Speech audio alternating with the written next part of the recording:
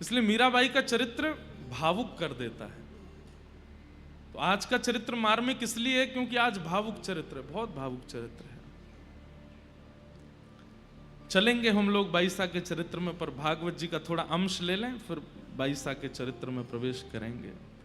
राजस्थान के लोग मीराबाई नहीं कहते, बाईसा बोलते हैं, बाईसा। आप लोग भी जो इस पथ पर चल रहे हैं वो भी ऐसे ही प्रयास करो। आचार्यों के भी स्पष्ट नाम ना बोलो, बाईसा कह करके बुलाओ।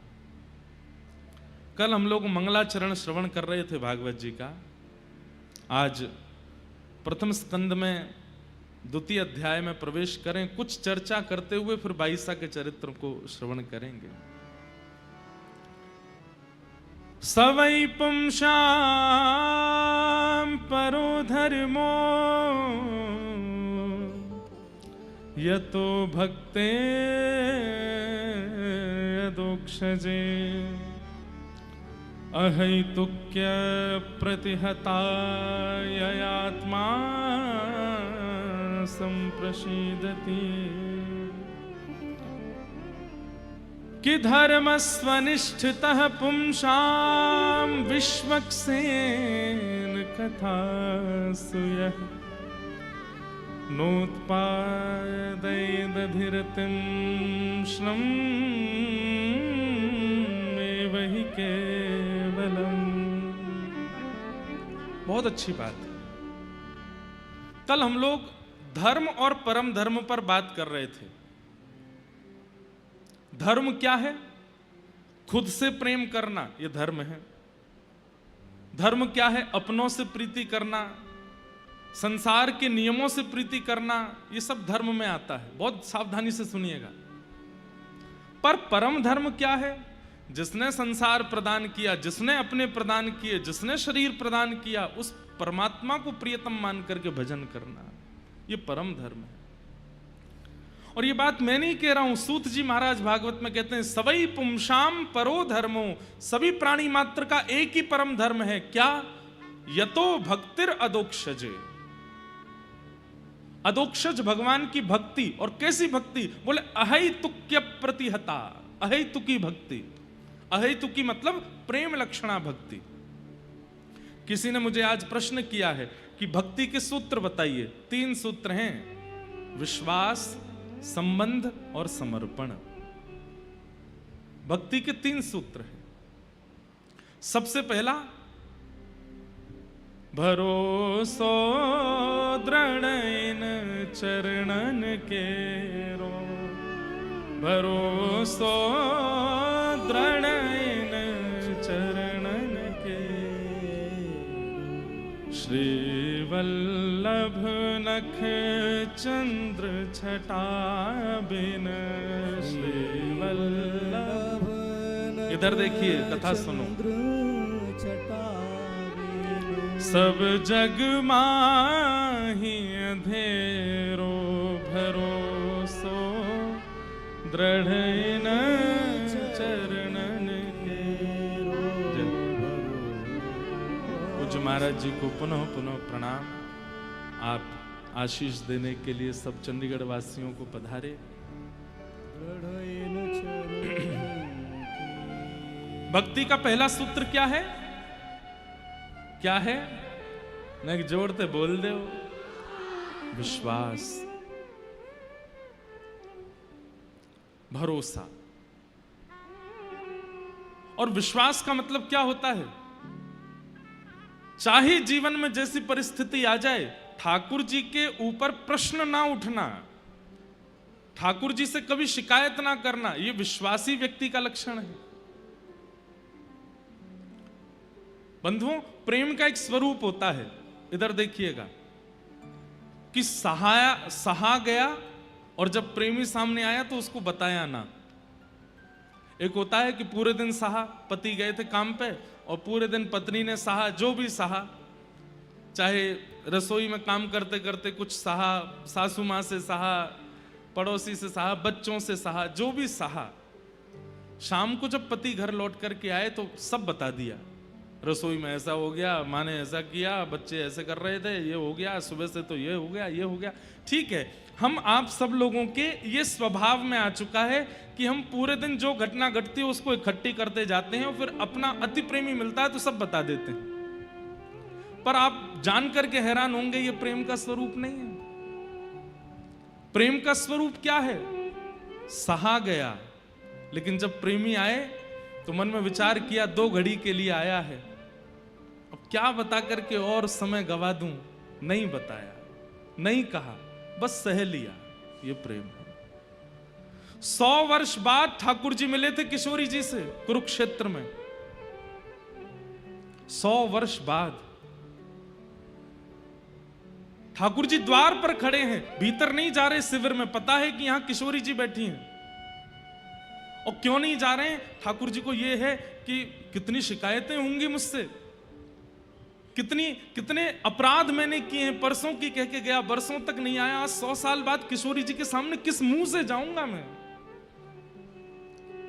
लेकिन तभी किशोरी जी कहती हैं, अरे ललिता, ये जो ब्यार हवा की चल रही है ना, या ब्यार में मोकू कन्हैया की सुगंधी आ रही है, नेक देखियो द्वार पे कहीं कृष्ण तो नहीं है।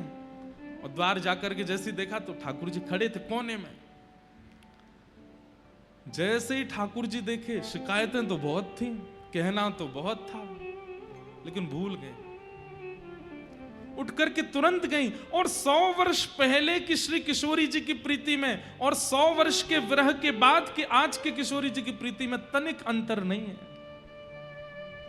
तुरंत हाथ पकड़ करके आओ श्याम सुंदर। बस हां, नेत्र नहीं मिला पा रही हैं, लेकर के आई, बैठाया। ललिता विशाखा से बोली, स्वरूप नेक रूखो रूखो लग रहा है, नेक श्रृंगार पेटी लेके आइयो। और श्रृंगार पेटी लेकर के ठाकुर जी का श्याम सुंदर का श्रृंगार कर रही है किशोरी जी। यहाँ पत्रावली बना रही, क्योंकि अब द्वारिकाधीश बन गया, पत्रावली तो करते नहीं ठाकुर जी, पत्रावली बना रही हैं। मुकुट पे मोर पिच्छ धारण कर रही हैं, घुंघराले केशों को समेट करके सुंदर यहाँ पर एक जूड़ा जैसा बना रही हैं, पीतांबरी पहना रही हैं, इत्र लगा रही हैं, यहाँ पर कुछ जावक के चिन्ह बना रही हैं और कह रही हैं, हे श्याम सुंदर।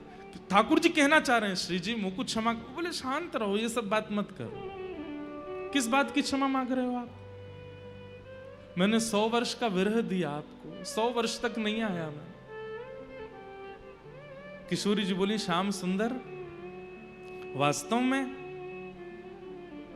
100 वर्ष का अंतराल निकल गया, मैं भूल गई थी। जैसे ही आप सन्मुख आए तो ऐसा लगा कि मथुरा जाने से ठीक एक दिन पहले जो हमारी वार्ता हुई थी वो कल ही हुई थी, और उसके बाद आज आ गए हो। बीच का ये समय कहां चला गया मुझे नहीं पता। अब उसकी चिंता मत करो, उसकी चर्चा मत करो, रास करो। और किशोरी जी के साथ रास किया। इसे कहते हैं प्रेम। हम में ऐसा प्रेम नहीं है। कथा में आया प्रिय व्यक्ति, कथा के बाद तुरंत फोन कर देता, यजमान को मेरी बैठने की व्यवस्था नहीं थी, मुझे उठा दिया गया, मेरे लिए यूं हो गया, मेरे पास वैलिड नहीं किए गए, मुझे बाहर निकाल दिया। शिकायतें कितनी है हमारी। प्रेम तो वो जानो जहां व्यक्ति सहले और प्रेमी से कभी शिकायत ना करे, वो प्रेम। मीराबाई भी ऐसी, बहुत सहा मीराबाई ने। कहते हैं भक्तिमती मीराबाई जब थोड़ी थोड़ी सयानी होने लगी, बड़ी होने लगी, तो मीराबाई के ब्याह की चर्चा होने लगी। और एक और कारण था ब्याह की चर्चा का। आप सब लोग इधर देखो, बस कथा सुनो, कहीं मत देख। अब इसके बाद नहीं बोलूंगा मैं, बस ये अंतिम है। अब इसके बाद देखोगे तो देखो, पर आप हमें बैठ देख के सुनो कथा। मीराबाई की आयु बढ़ रही है ब्याह के लिए, इसलिए चर्चा कम हो रही है, इसलिए चर्चा ज्यादा हो रही है क्योंकि 24 घंटा कुछ करती ही नहीं है। अब तो पद रचना करना शुरू कर दिया। अब तो पूरे दिन बैठ करके केवल गाती रहती हैं, गाती रहती हैं। सुबह से श्रृंगार करना, बढ़िया करताल लेकर के पद गाना। कभी 4 भुजानाथ जी का मंदिर था मीराबाई का, पुश्तैनी घर का मंदिर, 4 भुजानाथ जी। कभी वहां जाती, कभी गिरधर लाल जी के सामने गाती। माता पिता सबको चिंता होने लगी, बोले इसका ब्याह करो। मीराबाई से किसी ने जाकर के कह दिया, बोले कि भाई साहब आपकी तो ब्याह की चर्चा चल रही है, आपकी बुआ आई है ना, हाँ वो बुआ मेवाड़ के राजघराने में ब्याही हैं, वहीं मेवाड़ के राजघराने के एक सुंदर सुकोमल सुशील राजकुमार को आपके लिए बता रहे हैं, और ऐसी ऐसी चर्चा चल रही है। मीराबाई हंसने लगी, हंस करके बोली तुमने गलत सुना होगा, मेरी माँ ने तो मेरे बींद बता रखे हैं, मेरे दुल्हा बता रखे हैं, मेरे दुल्हा वो कोई और नहीं होगा, मेरे दुल्हा मुझे पता है कौन है। बोले कौन है? बोले ये बैठे सामने, ये जो भीतर बैठे यही है मेरे दुल्हा, और कोई मेरा दुल्हा नहीं होगा।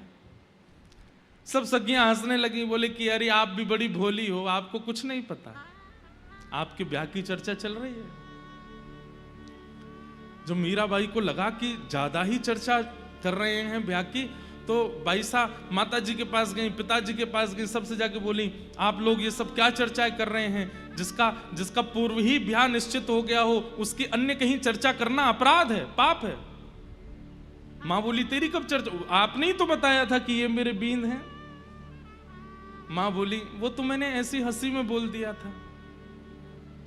मीराबाई बोली आपकी हंसी थी, मेरे लिए वास्तविकता है वो, मैं उनको वर्ण कर चुकी हूं, मेरे नेत्रों में, मेरे मन में, मेरे बुद्धि में सर्वस्व श्री कृष्ण विराजमान है, अन्य किसी का वर्ण मैं कैसे कर सकती हूं मां। सब लोग सोचते इसकी बचकानी बातें, सुनो ही मत। लेकिन मीराबाई को सबसे ज्यादा अगर उनके परिवार में कोई प्रेम करता है तो वो श्री राव दूधाजी, उनके दादाजी। मीराबाई अपने दादाजी के पास गए, गोद में बैठा लिया मीराबाई को। क्या बात है मीरा, इतना क्यों रो रही है? आप सबको समझाओ ना, सब मेरे ब्याह की बातें करते हैं, सब कहते हैं कि मीरा का ब्याह होगा, वहां होगा, ऐसे होगा। दादाजी मुझे ब्याह नहीं करना, मैं तो गिरधर लाल को अपना प्रियतम मानती हूं, वही मेरे पति हैं। राव दूधाजी ने मीराबाई के रुदन को देख करके वचन दे दिया, जब तक मैं जीवित हूं तेरा ब्याह नहीं होगा, तू चिंता मत कर। लाली मेरे बाद अगर ये तेरा ब्याह कहीं कर दें तो मैं नहीं कह सकता, लेकिन जब तक मैं जीवित हूं। मीराबाई बोली आप कहीं नहीं जाएंगे, आप मेरे पास रहेंगे, मेरे दो ही तो हैं, या तो गिरधर लाल मेरे हैं या मेरे दादू मेरे हैं, और कोई मेरा नहीं है, आप मुझे छोड़ के नहीं जाना। राव दूधाजी हंसने लगे, नहीं जाऊंगा। और राव दूधाजी ने पूरे परिवार को बुला करके कह दिया मैं जब तक जीवित हूं, मेरी श्वास चल रही है, मीरा का ब्याह नहीं होगा। घर परिवार के लोग बोले पिताजी आप कैसे हैं? अरे घर के बड़े लोग चाहते हैं कि हमारे बच्चों का ब्याह हो, उनका गृहस्थ आश्रम, आप कैसा निर्णय ले रहे हैं कि मीरा का ब्याह नहीं होना चाहिए? राव दूधाजी बोले क्योंकि मीरा के अंतरंग रूप को तुम अभी जान नहीं पाए हो, वो किस भाव में रहती है, किस स्थिति में रहती है, उसको तुम अभी समझ नहीं पाए हो। मीराबाई प्रसन्न हो गई, बड़ी खुश है। और जब तक राव दूधाजी रहे मीराबाई का ब्याह हुआ ही नहीं। ऐसा एक बंधुओं आप लोग नहीं समझेंगे, लेकिन वो लोग जो भक्ति करना चाहते हैं और सब उनको रोकते हैं, लेकिन एक व्यक्ति उनको ऐसा मिल जाता है जिसके आश्रय में वो भक्ति कर पाते हैं, वो व्यक्ति उनके लिए ठाकुर जी से कम नहीं होता, जिसके कारण वो भक्ति कर पाते। कई लोगों को व्यासपीठ से ऐसी उम्मीद होती है। कोई मुझे बोल रहा था, बोले महाराज जी आपको तो बहुत सेलिब्रिटी जैसी फीलिंग आती होगी, इतने लोग आपको पूछते हैं, इतने लोग आपकी फोटोज लेते हैं, आगे पीछे चलते हैं। मैंने कहा नहीं, जिम्मेवारी वाली फीलिंग आती है। क्यों? इतने लोगों ने आशा लगा रखी है हमसे कि हम उनको ठाकुर जी से मिला रहे हैं। हमारी एक भी गतिविधि, हमारी एक भी इच्छा, हमारी एक भी स्थिति उनके चित्त का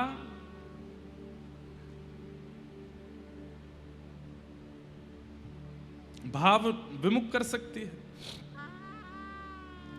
हम सच बताएं, हम खाते भी इसलिए, सोते भी इसलिए हैं, ध्यान भी इसलिए रखते हैं कि कुछ हो नहीं जाए, नहीं तो इतने सारे लोग कथा में नहीं आ पाएंगे, नहीं सुन पाएंगे तो क्या होगा। एक व्यक्ति जब ऐसी आशा उत्पन्न कर देता है जिसकी बातें, जिसके आश्रय में रहकर के आप भजन कर सकते हैं, वो व्यक्ति ठाकुर जी से कम नहीं लगता लोगों को।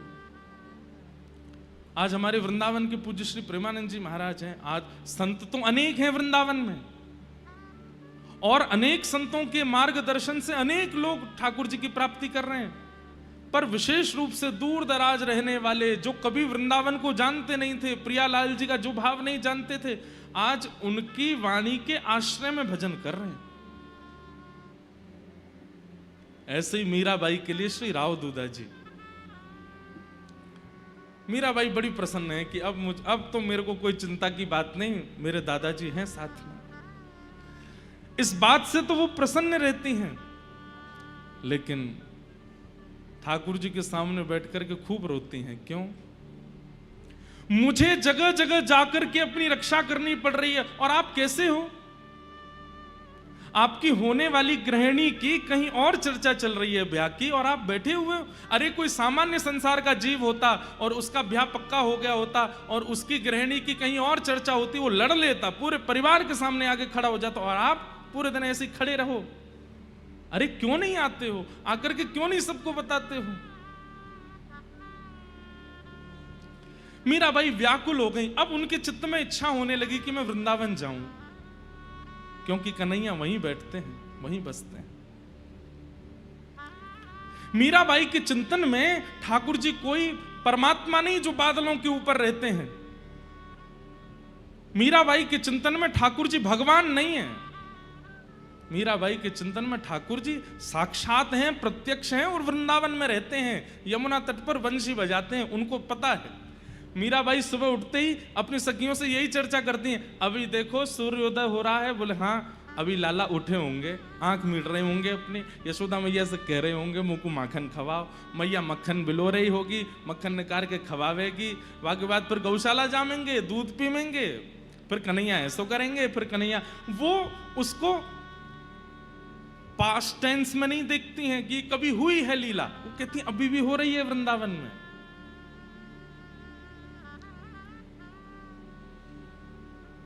एक संत आए हैं मेड़ता में, मीराबाई चरणों में प्रणाम करते हुए कहती हैं मुझे वृंदावन जाना है, पर मेरी अवस्था इतनी बड़ी नहीं कि मैं वृंदावन जा सकूं।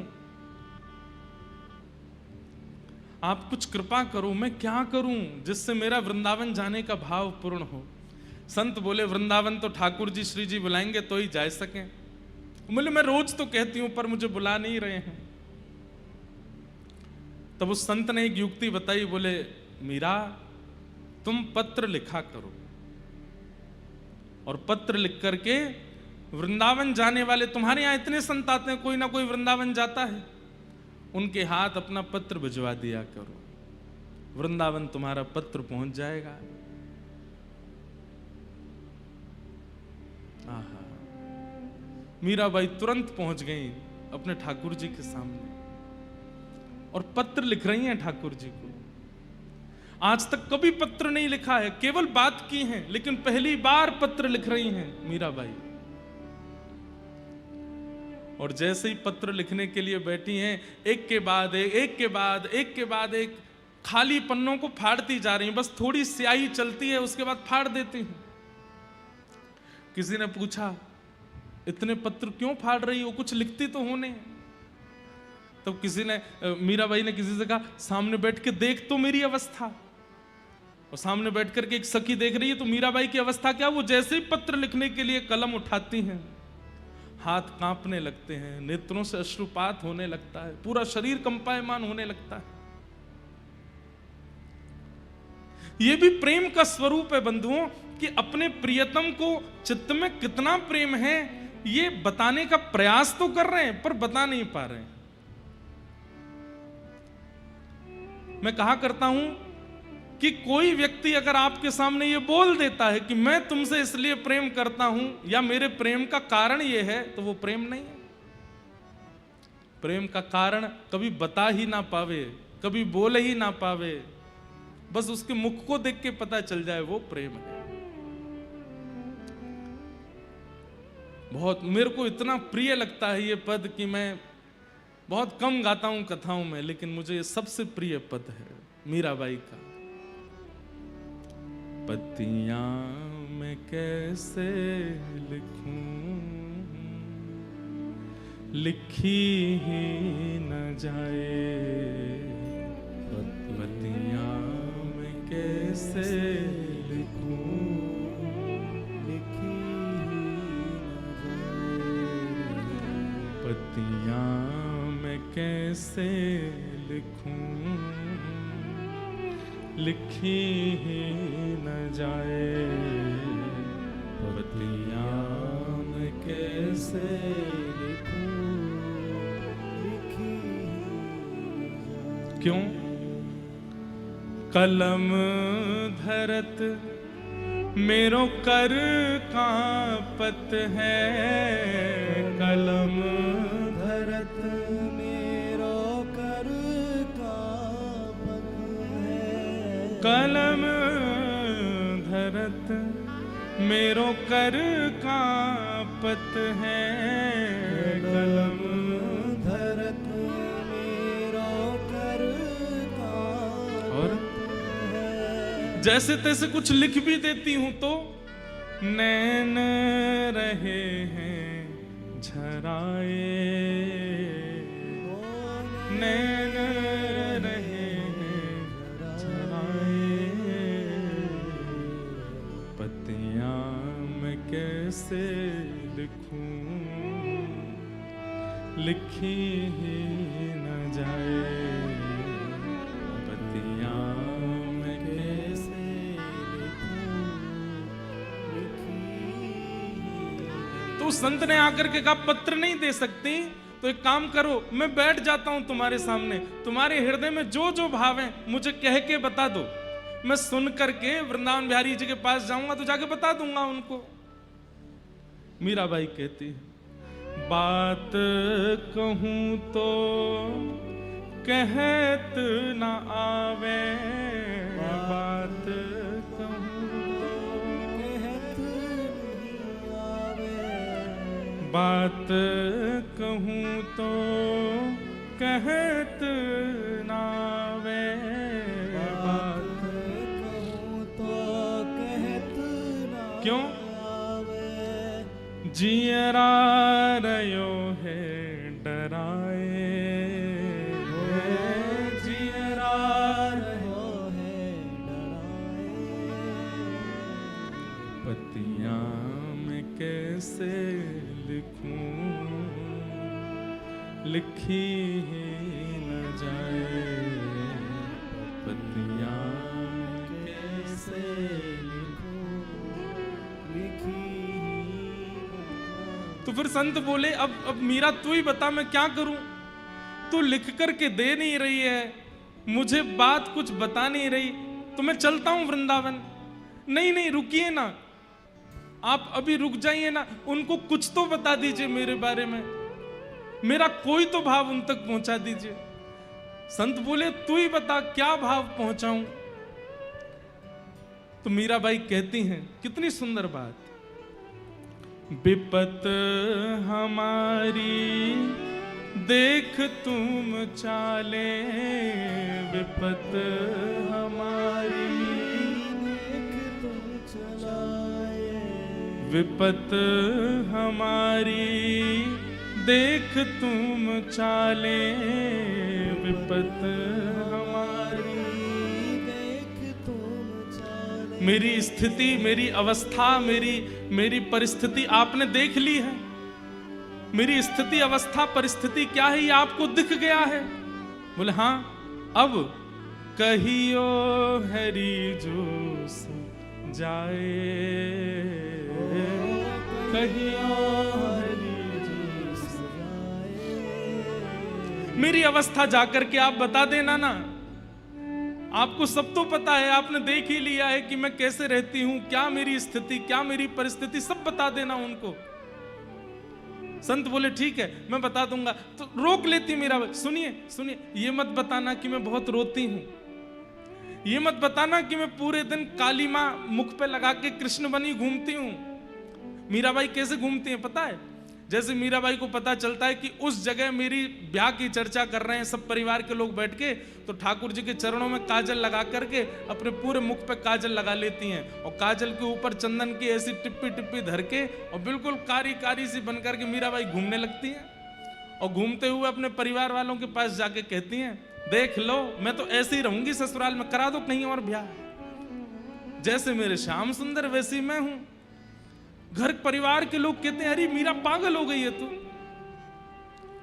मीराबाई आज उन संत से कह रही हैं, ये मत बताना कि मैं बहुत रोती हूं। कहीं ये पता चला कि मैं बहुत रोती हूं तो कहीं मुझे वर्ण करने में संकोच हो गया तो। ये मत बताना कि मैं ऐसे काजल लगा के बावड़ी बनी घूमती हूं। मेरी परिस्थिति बताना ही मत, कुछ मत कहना आप। तो तू ही बता मीरा, पत्र तुझे देना नहीं है, बताना कुछ है नहीं है, तेरी परिस्थिति देख करके मैं बता दूं वो भी तुझे स्वीकार नहीं है। क्या कहूं फिर?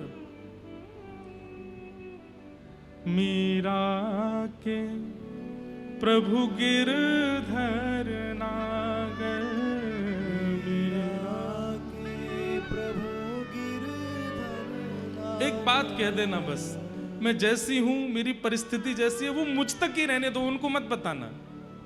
बस उनसे एक बात कह देना मेरे हृदय की। क्या?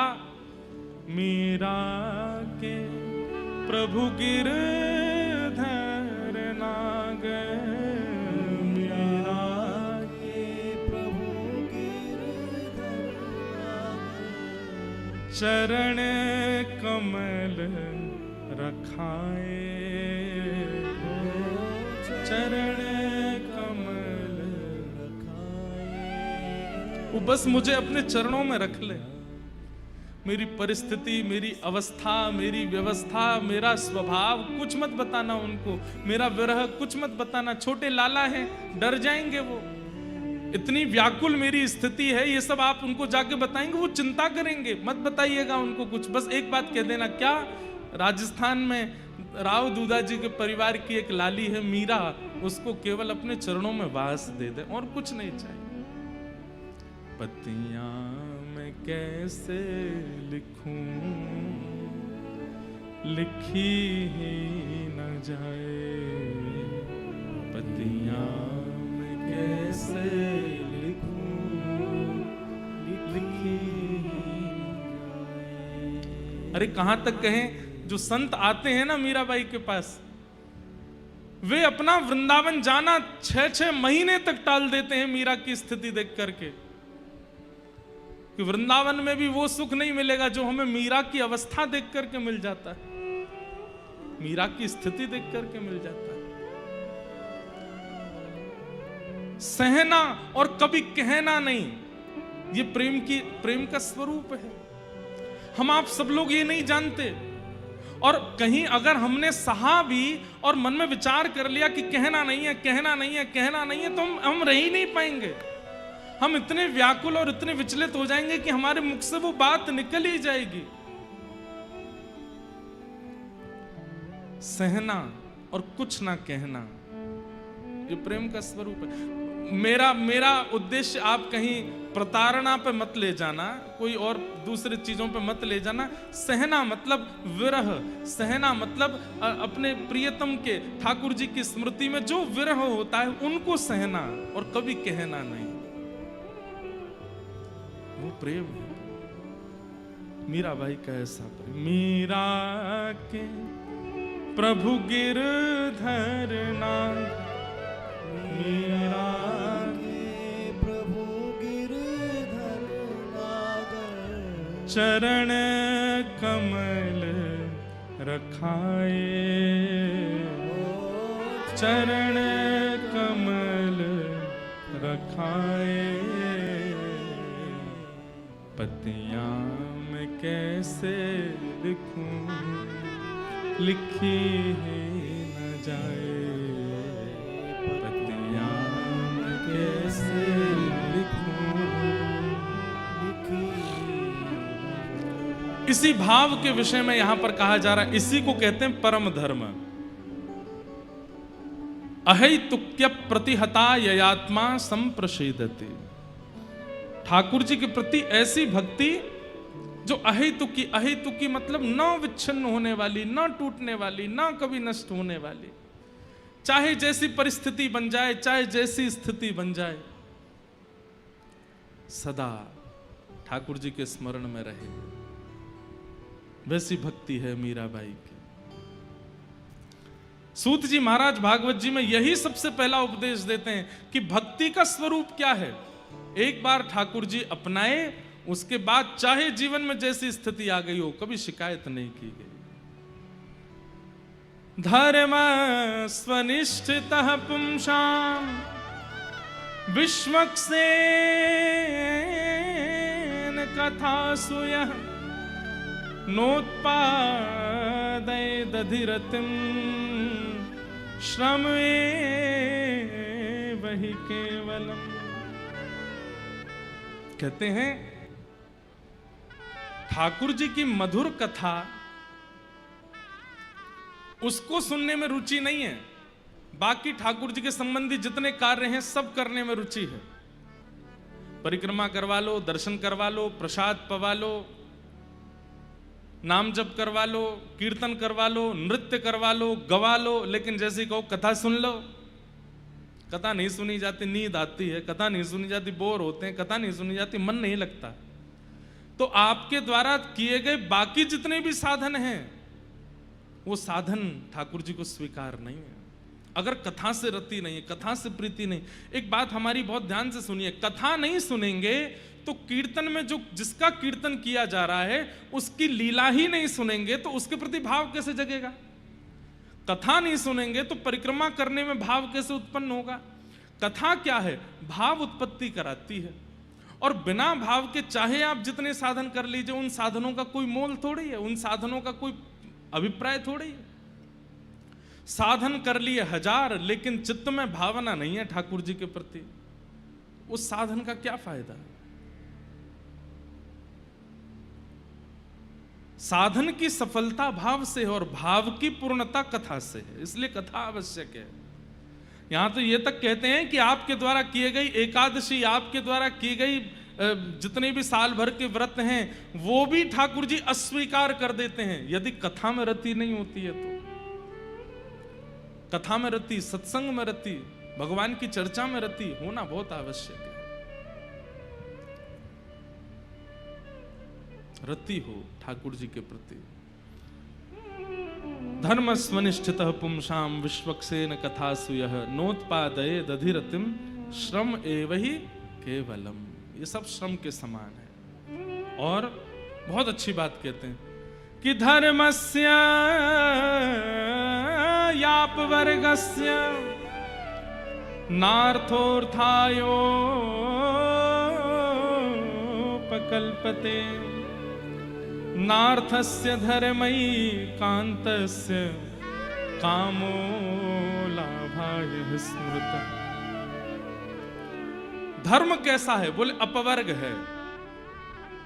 अपवर्ग किसको कहते हैं, जहां पवर्ग ना हो। हिंदी वर्णमाला में शब्द हमने पढ़े पवर्ग, प फ ब भ म, ये पवर्ग शब्द कहलाते हैं। प फ ब भ म, तो प से बना पाप, फ से बना फल, व से बना बंधन, भ से बना भय, और म से बना मृत्यु। ध्यान से सुनिएगा, हमारे यहां प यानी कि पाप करने के बाद, और फिर कान पकड़ करके मंदिर जा रहे हैं, ठाकुर जी क्षमा मांग रहे हैं, ठाकुर जी मुझसे अपराध हो गया, आज के बाद मैं खूब भजन करूंगा, खूब, वो प्रायश्चित हो जाएगा, उसका आपका पाप नष्ट हो जाएगा, लेकिन वो प्रेम लक्षणा भक्ति नहीं मानी जाएगी, वो भक्ति नहीं है। आप अपराध करने के बाद ठाकुर जी से क्षमा प्रार्थी होते हुए मंदिर जाते हैं या ब्राह्मणों से अनुष्ठान कराते हैं, वो भक्ति में नहीं गिना जाता है, वो आपके अपराध नाशक के रूप में प्रायश्चित है, उससे भक्ति नहीं गिनी जाती। तो पाप करने के बाद किया गया भजन श्रेष्ठ नहीं माना जाता, वो भजन है ही नहीं। दूसरा शब्द आता है फ, यानी कि फल की प्राप्ति के लिए किया गया भजन। नवरात्रि चल रही है, कई लोगों के 9 दिन के व्रत चल रहे हैं, बिल्कुल फलाहार पा रहे हैं, एक समय फलाहार पा रहे हैं, लेकिन 9 दिन बाद देवी मैया के जब सामने अंतिम प्रणाम किया तो उसमें फल मांग लिया कि हे मैया, इन 9 दिनों में हमसे प्रसन्न होकर के आप हमको फलानी फलानी वस्तु दे देना। क्या होगा? वो 9 दिन का जो व्रत है वो फल प्रदान कर देगा, वो भक्ति नहीं माना जाएगा, क्योंकि आपने फल की कामना से व्रत किया। तो पाप फल प फ ब यानी कि बंधन युक्त या बंधन मुक्त होने के लिए किया गया भजन। वैसे तो जीवन भर कभी भगवान भजे नहीं, लेकिन अपने किसी मन चाहे से ब्याह करना है, चले गए मंदिर में, पंडित जी आज ही करवाओ, अभी मुहूर्त निकालो, हमारे काल सर्प दोष का निवारण करो, मांगलिक का निवारण करो, ये कर दो वो कर दो। मतलब किसी को अपनाने के लिए आपको धर्म याद आ जाता है। ऐसा धर्म भी धर्म नहीं माना जाता। पाप फल बंधन, प फ ब और फिर 5 चौथा आता है भ। भ यानी भय से किया गया भजन। डर लग रहा है, रात में लाइट चली गई, सब इन्वेटर भी बंद हो गया, भूत पिशाच निकट नहीं आवे, महावीर जब नाम सुनावे, ना से रोग हरे सब पीरा, जपत निरंतर हनुमत वीरा, जय जय जय हनुमान गोसाई कृपा करो गुरुदेव की नाई। फ्लाइट में टर्बुलेंस हो रहा है, जय हो श्री गुरु चरण सरोज रज गुरु सदा जरूर गुरु, हे भगवान बचाओ आज। भय से किया गया भजन। अच्छा, ये तो हुआ कि आपको भय लगा और आपने भजन किया। एक और होता है माता पिता जबरदस्ती करवा रहे हैं, बोले करेगा कैसे, नहीं बैठ के करना पड़ेगा, नहीं करेगा तो ये। हमारे घर में तो नियम था पहले, अब तो नहीं है, पर हम जब छोटे थे सब बच्चे घर के, तो हमारे यहाँ था शाम का भोजन नहीं मिलेगा अगर कोई कीर्तन नहीं करेगा। तो सब बच्चे बैठ के कीर्तन करते थे, लेके महाराज मंजीरा बजा रहे हैं, जोर जोर से ढोलक बजा रहे हैं। वो मंजीरा ढोलक ठाकुर जी को नहीं सुनाई, माँ को सुनाई देना चाहिए कि हाँ कीर्तन कर रहे हैं। अब जाके समझ में आया कि भय से किया गया भजन ठाकुर जी को स्वीकार नहीं होता। तो प फ ब भ, पाप फल बंधन भय, और अंतिम शब्द आया म यानी कि मृत्यु। मृत्यु समीप आने पर भगवान का भजन। या फिर कई बार ऐसा होता है कि हमारे घर का कोई व्यक्ति मरणासन अवस्था में है और फिर हम उसके लिए पाठ करा रहे हैं, ब्राह्मण जी बैठा रहे हैं, ये करवा रहे हैं, वो करवा रहे हैं, अनुष्ठान करवा रहे हैं, उसके सामने राधा राधा मंत्र चला दिया, चलता रहे सुनता रहे सुनता रहे। क्यों? प्राण निकलने वाले हैं, कुछ ही दिन बचे हैं। उस समय पर किया गया भजन भी मुक्ति दे देगा, लेकिन वो भजन भक्ति प्रेम भक्ति में स्वीकार नहीं किया जाता। इसलिए यहां अधिकतर जितने भी बैठे हैं वो सब प्रेम लक्षणा भक्ति के उपासक हैं। आपसे हमारी प्रार्थना, पाप फल बंधन भय और मृत्यु, इन 5 कारणों से कभी ठाकुर जी का नाम मत लीजिएगा। पाप हो गया, आप ठाकुर जी से कहो नाथ पाप मैंने किया है, इसका मुझे प्रायश्चित नहीं, इसका जो फल हो मैं भोगूंगा, मुझे दीजिए। ये प्रेम लक्षणा भक्ति करने वाले का स्वभाव है। बंधन मिले तो अच्छा, नहीं मिले तो कोई बात नहीं, ठाकुर जी आपने कोई बढ़िया सोच के रखा होगा, उससे प्रार्थना नहीं करते। कई बहनें तो बेचारी मनपसंद जो जिसको वो प्रेम करती हैं उसको पाने के लिए ही शंकर जी पे दूध चढ़ाती रहती हैं, इसको दिलाओ। मिल जाए तो अच्छा, नहीं मिले तो नाथ आप जैसी इच्छा, आप जैसा प्रयास करेंगे, हमारी कोई आपसे अर्जी नहीं है। ये प्रेमी भक्त का लक्षण होता है। पाप बंधन भय, भय से कभी भजन नहीं करेगा, भय लगने पर कभी भगवत स्मरण नहीं, भय लगने पर उसकी निवृत्ति ढूंढ लेगा, लेकिन ठाकुर जी का नाम उच्चार। अब वो बात अलग है कि हमारे स्वभाव में आ चुका है तो हम कर लेते हैं, भय से भजन नहीं। प फ ब, फल की प्राप्ति के लिए भजन नहीं।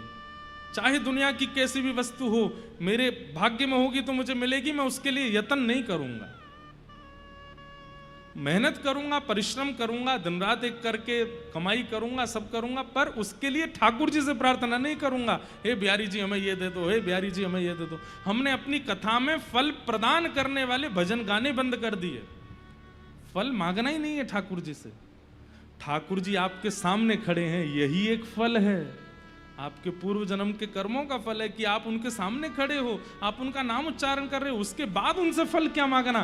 फल से तो रस मांगा जाता है। सामने खड़े हैं, उस रस का आस्वादन करें। और मां यानी कि मृत्यु, मृत्यु से भयभीत होकर के भजन नहीं। हमारा भजन कैसा है? हमारा भजन तो मीराबाई का एक पद है, मैं तो गोविंद रा गुण गासूं, राणा जी रूठे तो मने काय करसी। मैं तो गोविंद रा गुण गासूं, राणा जी रूठे तो मने काय। चरित्र के अनुसार तो ये पद कल आना चाहिए जब मीराबाई का ब्याह हो जाएगा उसके बाद, लेकिन अभी प्रसंग आया है। भाई साहब मानो प्रेरणा दे रही हैं कि यही भाव गाओ। मीराबाई कह रही हैं, अरे ये राजा रूठ जाएगा, राणा जी रूठ जाएंगे, मेरे ससुराल के रूठ जाएंगे मेरे भजन करने से, इसलिए मैं भजन करना छोड़ दूं ना। ये रूठे तो रूठे रहे, वो नहीं रूठना चाहिए। गाती है मीराबाई, मैं तो गोविंद रा गुण गासूं, राणा जी रूठे तो मने काय करसी। मैं तो गोविंद रा गुण गासूं, राणा जी रूठे तो मने काय करसी। ओ मैं तो गोविंद रा गुण गासूं, राणा जी रूठे तो मने काय करसी।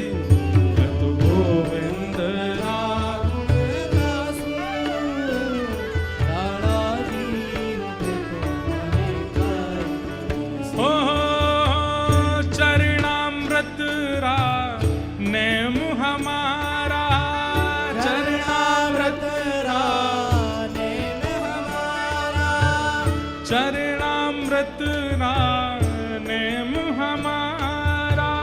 चरणामृत रा नेम हमारा। मैं तो नित उठ दर्शन पासूं, मैं तो नित उठ, दर्शन पासूं। हाँ मैं तो नित उठ दर्शन पासूं। मैं तो दर्शन पासूं। ओ मैं तो गोविंद रा गुण गासूं, राणा जी रूठे तो मने काय करसी। मैं तो गोविंद रा गुण गासूं, राणा जी रूठे तो मने काय। ए गोविंद बोलो, हरि गोपाल बोलो, गोविंद बोलो, हरि गोपाल बोलो। गोविंद बोलो, हरि गोपाल बोलो। गोविंद बोलो, हरि गोपाल बोलो। श्री राधा रमण हरि गोविंद बोलो। श्री राधा रमण हरि गोविंद बोलो। प्यारे राधा रमण हरि गोविंद बोलो। हरे राधा रमण हरि गोविंद बोलो। ओ मैं तो गोविंद रा गुण गासूं, राणा जी रूठे तो मने काय करसी। मैं तो गोविंद रा गुण गासूं, राणा जी प्यारे गिरधर लाल की।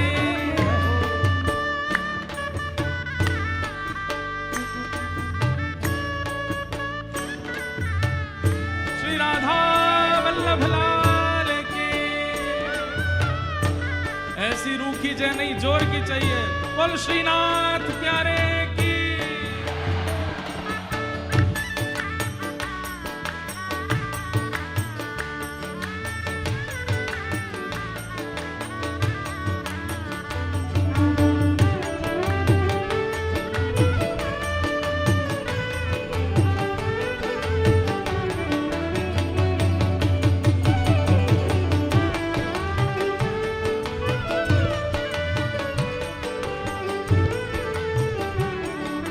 अरे ये 4-5 लोगों के रूठने की वजह से मैं भजन करना छोड़ दूं, और वो जगत नियंता जगदाधार मुझसे रूठ गया तो ये रूठेंगे तो घर से निकाल देंगे, वो रूठ गया तो ब्रह्मांड से निकाल के मैं जाऊंगी कहां?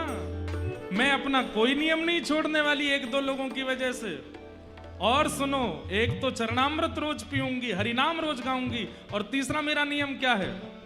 हाँ, हरि मंदिर मां नृत्य करासा, हरि मंदिर मां नृत्य करासा, हरि मंदिर मां नृत्य करासा, हरि मंदिर मां नृत्य करासा, हरि मंदिर मां नृत्य करासा, हरि मंदिर मां नृत्य करासा, हरि मंदिर मां नृत्य करासा, हरि मंदिर मां नृत्य करासा। ओ मैं तो घूंघरिया हम काश्या, मैं तो घूंघरिया, हाँ मैं तो घूंघरिया हम काश्या,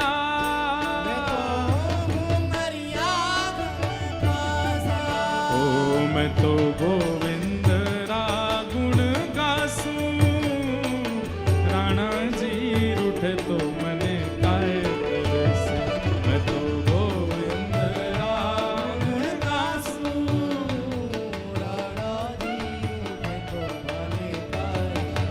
ओ मैं तो गोविंद रागुण गासू, राणा जी रूठे तो मने काय करसे।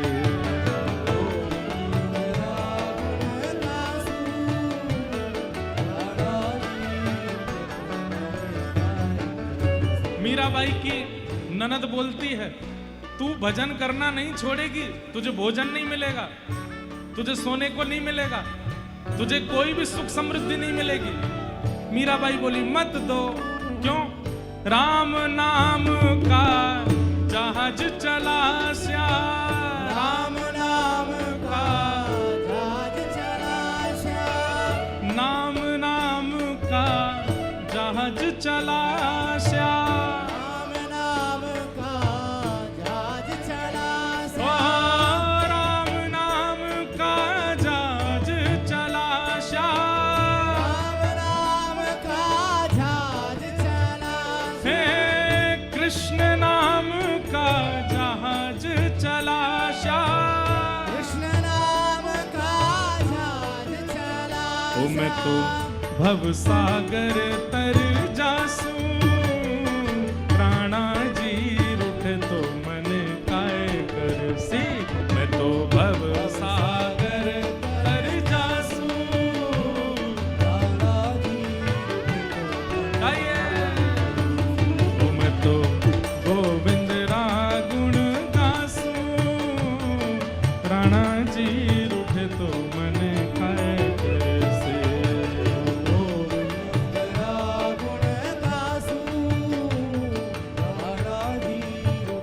भक्त वत्सल भगवान की।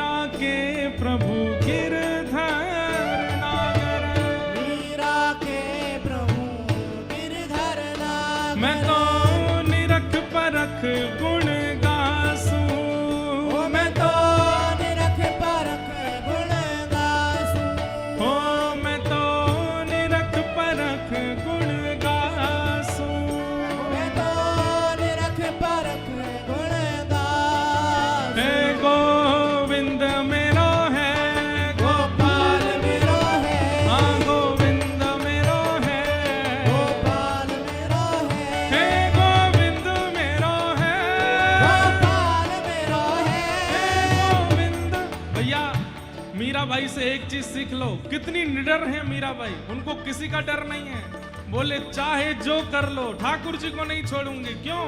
गोविंद मेरो है, गोपाल मेरो है, गोविंद मेरा है, गोपाल मेरा है, गोविंद मेरो है, गोपाल मेरो है, गोविंद मेरा है, गोपाल मेरा है, हे मेरा गिरधर लाल बिहारी मेरो है, मेरा गिरधर लाल बिहारी मेरो है, हे मेरा गिरधर लाल बिहारी मेरो है, मेरा गिरधर लाल बिहारी मेरो है, हे गोविंद मेरो है, गोपाल मेरो है, गोविंद मेरा है, गोपाल मेरा है, हे गोविंद मेरो है, गोपाल मेरो है, गोविंद मेरा है, गोपाल मेरा है, हे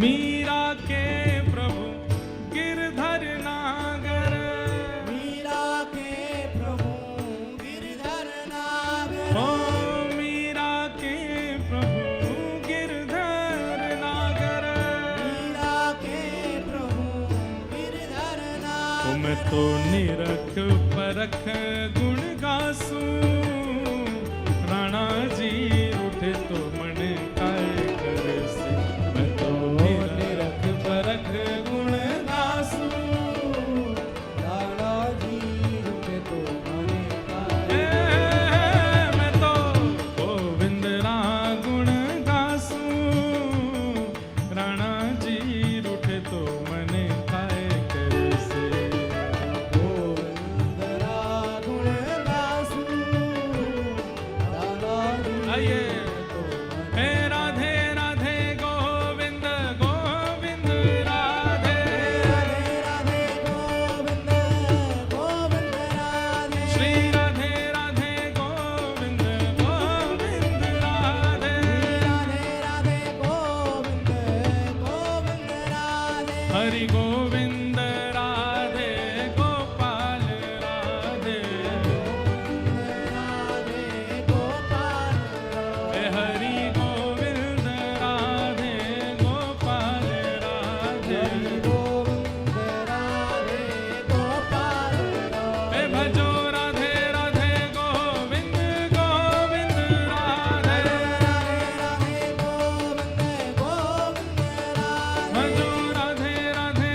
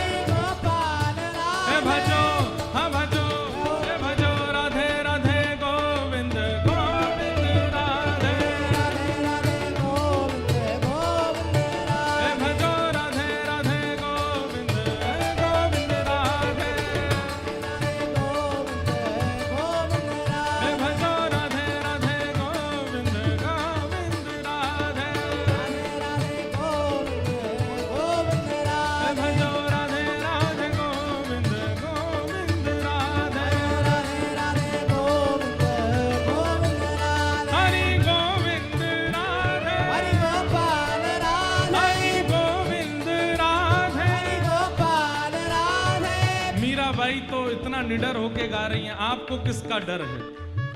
ऊपर किशोरी जी अपनी छत्र छाया करके बैठी हैं, सामने भागवत जी विराजमान है, वृंदावन प्रकट भयो है। बिल्कुल निर्भीक होकर के गाओ, पूरे स्वर में गाओ, गोविंद राधे गोपाल राधे हरि गोविंद राधे गोपाल राधे हरि गोविंद राधे गोपाल राधे भजो गोविंद राधे भजो राधे राधे गोविंद गोविंद राधे गोविंद गोविंद राधे भजो राधे राधे गोविंद गोविंद राधे राधे गोविंद गोविंद राधे भजो राधे राधे गोविंद गोविंद राधे राधे गोविंद गोविंद राधे बोलो राधे राधे गोविंद गोविंद राधे राधे गोविंद जय जय श्री राधे जय जय श्री राधे जय जय श्री राधे।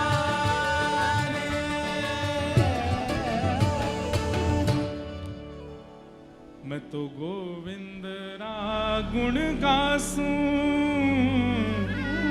राणा जी रूठे तो मने काय करसूं। मैं तो गोविंद रा राणा जी रूठे मीराबाई का ऐसा भाव, तुम बिल्कुल निर्भीक होकर के गाती हैं। बोले राणा जी रूठ जाए। राणा कौन था पता है? मीराबाई का देवर। कल की कथा में वो विस्तार आएगा उसका। तो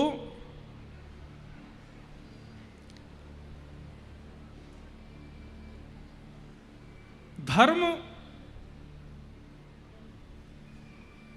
पाप फल बंधन भय और मृत्यु के कारण से नहीं करना चाहिए। हम कम से कम हम लोगों को, हम प्रेम लक्षणा भक्ति के उपासक हैं, हम ठाकुर जी से प्रेम करते हैं, हमारी कोई इच्छा नहीं है उनसे। हमारी भक्ति तो कम से कम ऐसी हो कि हम इन पंच भावों से ठाकुर जी का भजन ना करें। हाँ, इतना कह सकते हैं कि जैसे फल की प्राप्ति में कई लोगों को संतान की कामना होती है, कई लोगों को उज्जवल भविष्य की कामना होती है। हर कामना के पीछे उद्देश्य ठाकुर जी हों। संतान ऐसी मिले जो वृंदावन से प्रेम करने वाली हो, ऐसे हमें पति मिले जो वृंदावन ले जाने वाले हों, ऐसी पत्नी मिले जो ठाकुर जी का भजन कराने वाली हो। इस कामना से अगर फल की कामना भी की जाए तो वो फल गलत नहीं है, वो भी उचित है। इस भाव से फल की कामना की जा सकती है। मीराबाई प्रेम से ठाकुर जी की सेवा करती हैं।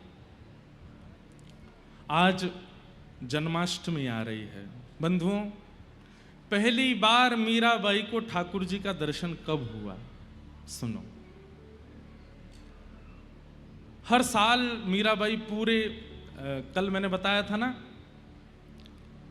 कि मीराबाई के ठाकुर जी जहां विराजते थे उसका स्थान का नाम क्या था? श्याम कुंज। श्याम कुंज में मीराबाई विराजमान रहती और मीराबाई के श्याम कुंज में प्यारे गिरधर लाल जी आनंद सो विराजते।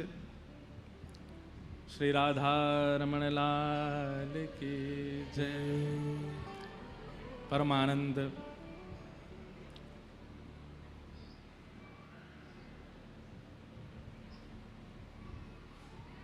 विराज।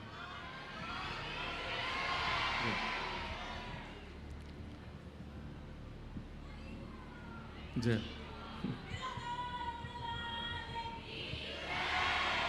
परमानंद प्यारे श्री राधा रमण लाल नित्य कृपा कर रहे हैं। कल भी श्री राधा रमण लाल जी की कृपा हुई। आचार्य चरण श्री गोस्वामी जी महाराज पधारे और आज हमारी तो भाभी हैं, पूज्या भाभी माँ पधारी हैं। बहुत बहुत अभिनंदन। और हम स्वागत क्यों करें? चंडीगढ़ तो आपका है, आप हमारो स्वागत करो।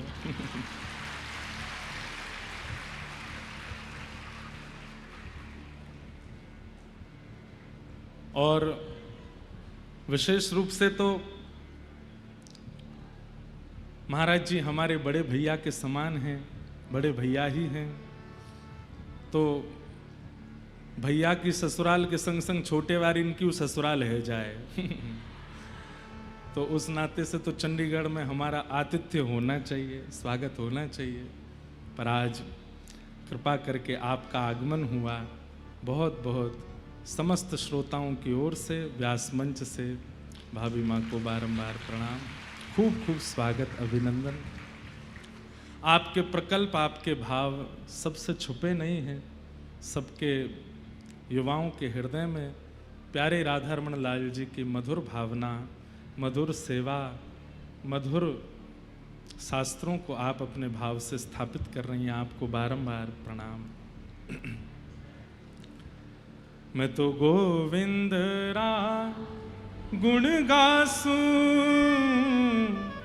राणा जी रूठे तो मने काय करसे।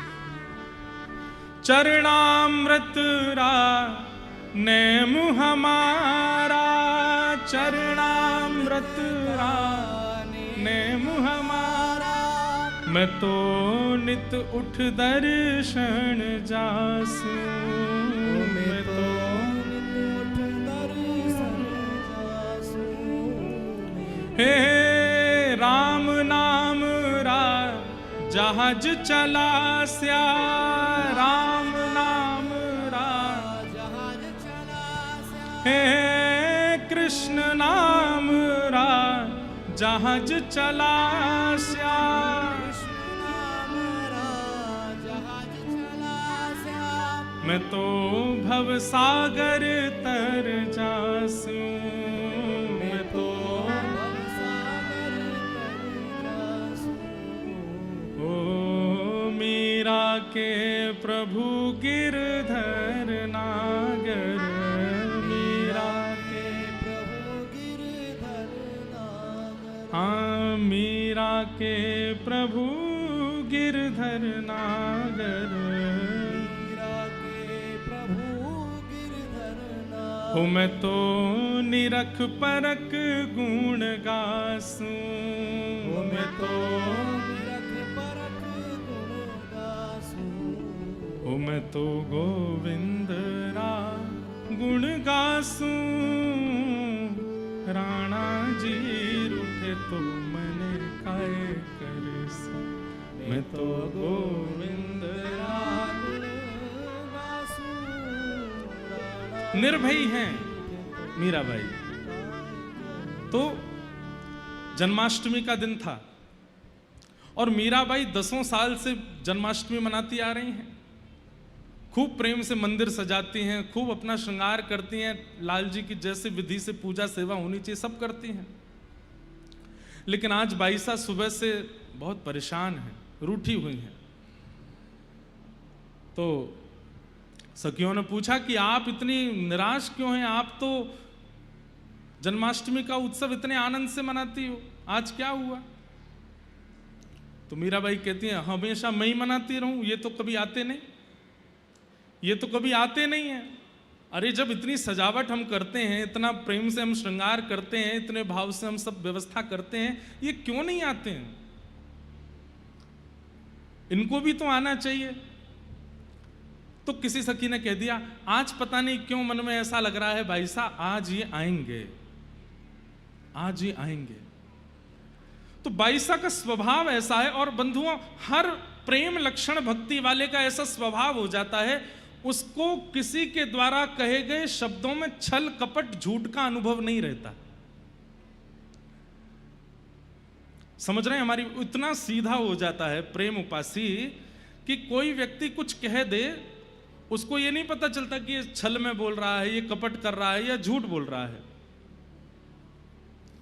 आप कहेंगे महाराज जी इससे अच्छा तो फिर प्रेम उपासक बनना ही नहीं चाहिए व्यक्ति को। जब उसको छल कपट और झूठ का ही पता नहीं चलता तो कोई भी छल करेगा, कोई भी कपट करेगा, कोई भी उसको झूठ बोल के बहला फुसला के उसके साथ कुछ भी गलत कर सकता है। हमारी बात सुनिएगा। व्यक्ति जब प्रेम मार्गी हो जाता है, प्रेम भक्ति पथिक का उपासक हो जाता है, तो उसके चित्त में स्वाभाविक दीनता आ जाती है, वो इतना सरल सहज हो जाता है कि कोई कुछ भी कह दे वो सब मान लेता है। ऐसे में आपको डरना इसलिए नहीं है क्योंकि उसकी पग पग पे फिर रक्षा ठाकुर जी करते हैं। जो अपने बुद्धि विवेक से अपनी रक्षा स्वयं कर लेता है कि मुझसे कोई छल ना करे, मुझसे कोई कपट ना करे, मुझसे कोई मेरे साथ कोई खिलवाड़ ना कर दे, अपने विवेक से इतना अपने आप को सुरक्षित करता हुआ चलता है, तो ठाकुर जी भी सोचते हैं विवेक ही है, बच ही लेगा खुद ही। लेकिन जब ठाकुर जी देखते हैं कोई मेरा उपासक है, इतना सरल है, इतना सहज है, इतना दीन है, कोई छल करने जाता भी है, कोई कपट करने जाता भी है, तो ठाकुर जी उसकी रक्षा करते हैं। इसलिए सहज सरल बनने में आप लोग किंचित संकोच मत किया करो। सहज सरल बनिए, ठाकुर जी रक्षा करेंगे आपकी। संसार आपका कुछ नहीं बिगाड़ पाएगा, कोई जीवात्मा आपके साथ कुछ ऐसा व्यवहार नहीं कर सकता जिससे आपको चिंतित होने की आवश्यकता हो। मीराबाई कैसी हैं कि सखी ने कह दिया आज तो ठाकुर जी आएंगे, तो उस बात को मान करके तुरंत प्रसन्न हो गई। आएंगे आज? बोले हाँ, तू कह रही है तो जरूर आएंगे। जबकि वो रोज ही कहती है, वो कल भी कह रही थी कि आज ठाकुर जी आएंगे। मीराबाई कल भी मान गई थी, परसों भी कहा था उसने कि आज आएंगे ठाकुर जी, मीराबाई परसों भी मान गई थी, और रोज उसकी बात सुनकर के रोज श्रृंगार करती हैं अपना, आज ठाकुर जी आएंगे। अरे उसने कहा था आज ठाकुर जी आएंगे, दिया जलाओ, सुंदर सजावट करो, फूल लड़ लगाओ, ऐसे करो ऐसे करो, उसने कहा था ठाकुर जी आएंगे। और रात में जब सो जाती हैं तो भूल जाती हैं, सुबह उठ करके फिर पूछती हैं नहीं आए ना। वो सखी आके फिर से आज पक्का आएंगे। अच्छा आज आएंगे, अच्छा ला नए वस्त्र लेके मैं पहन लूं, तैयार हो जाऊं, ठाकुर जी आएंगे। कैसा सरल स्वभाव है उनका। वो ये भी नहीं कहती कि तूने कल झूठ बोला, कल भी कहा था कि आएंगे, कल तो नहीं आए थे। प्रेम लक्षण भक्ति वाले का स्वभाव हो जाता है कि उसके स्वभाव व्यवहार में अत्यंत सरलताशीलता आ जाती है। आज जन्माष्टमी है और मीराबाई सुबह से उदास बैठी हैं, बोले हर बार हम ही बुलाते हैं, हम ही उत्सव मनाते हैं, आते तो है नहीं। और सखी ने कह दिया आज आएंगे। जैसे ही सुना आज आएंगे, सुन माँ के पास जा और माँ से बढ़िया वाली पोशाक लेके आ, और बाबू साहब के पास जा, बाबू साहब ने मेरे लिए बहुत सुंदर सुंदर आभूषण बनवाए हैं, मैंने कभी पहने नहीं, आज पहनूंगी, लेके आ, तूने कहा ना ठाकुर जी आएंगे। सुंदर श्रृंगार कर रही हैं, सुंदर सजा रही हैं स्वयं को, आज आएंगे। नृत्य कर रही हैं, गा रही हैं, खूब आनंद कर रही हैं, झूम रही हैं, और रोज जाती हैं, सबको निमंत्रण देके आती हैं कि आज मेरे गिरधर लाल जी के आंगन में जरूर आना। क्यों? ठाकुर जी आएंगे। सब लोग कहते हैं मीरा तू तो रोज कहती है। बोले मैं रोज कहती हूं, पर उसने आज ही कहा है, जबकि वो भी रोज ही कहती है, लेकिन ये स्वभाव बन गया है उनका, इतनी सरल है। राव दूधा जी के पास गई, जाकर के बोली बाबू साहब आज जन्माष्टमी है। बोले जन्माष्टमी, चल पहले 2 पद सुना दे। श्री चतुर्भुज भगवान के सामने 2 पद सुना, वहां जाके 2 पद गाए, और 2 पद में सब लोग नृत्य करने लगे, अपने गिरधर लाल जी के सामने आकर के भाव से गा रही हैं, और बार बार मन में यही विचार कर रही हैं कि आज तो आप आओगे ना। करते करते प्रतीक्षा, जैसे ही रात्रि की मध्याह्न रात्रि हुई, और मध्याह्न रात्रि होते ही जैसे ही घंटे घड़ियाल शंख बजने लगे, ठाकुर जी के जन्मोत्सव की जैसे ही जय जयकार हुई, बाल कृष्ण लाल की जय, कृष्ण कन्हैया लाल की जय, सबके तो नेत्र खुले हैं, सब अपने स्थान पर खड़े हो गए, और मीराबाई उसी समय नेत्र बंद करके बैठी हैं। और जैसे ही नेत्र बंद किए हैं, श्याम सुंदर उनके हृदय में ही प्रकट हो गए हैं। सांवरी सूरत है, बंक अदा है, कमल जैसे नेत्र हैं, घुंघराले केश हैं, छोटे से लालजी हैं, और मीराबाई से कह रही हैं एरी तू तो रोज यूं सोचा कि मैं तो आऊंगो ना, मैं तो आऊंगो ना, देख मैं तो आए गयो, अब तो को भरोसा है क्यों ना कि मैं तेरे पास आऊंगो। और मीराबाई अपने ही मानसी में स्वयं भी एक स्वरूप धारण करके और प्यारे गिरधर लाल जी के साथ में मधुर नृत्य कर रही हैं, आनंद कर रही हैं, पूरी रात नृत्य करती रही।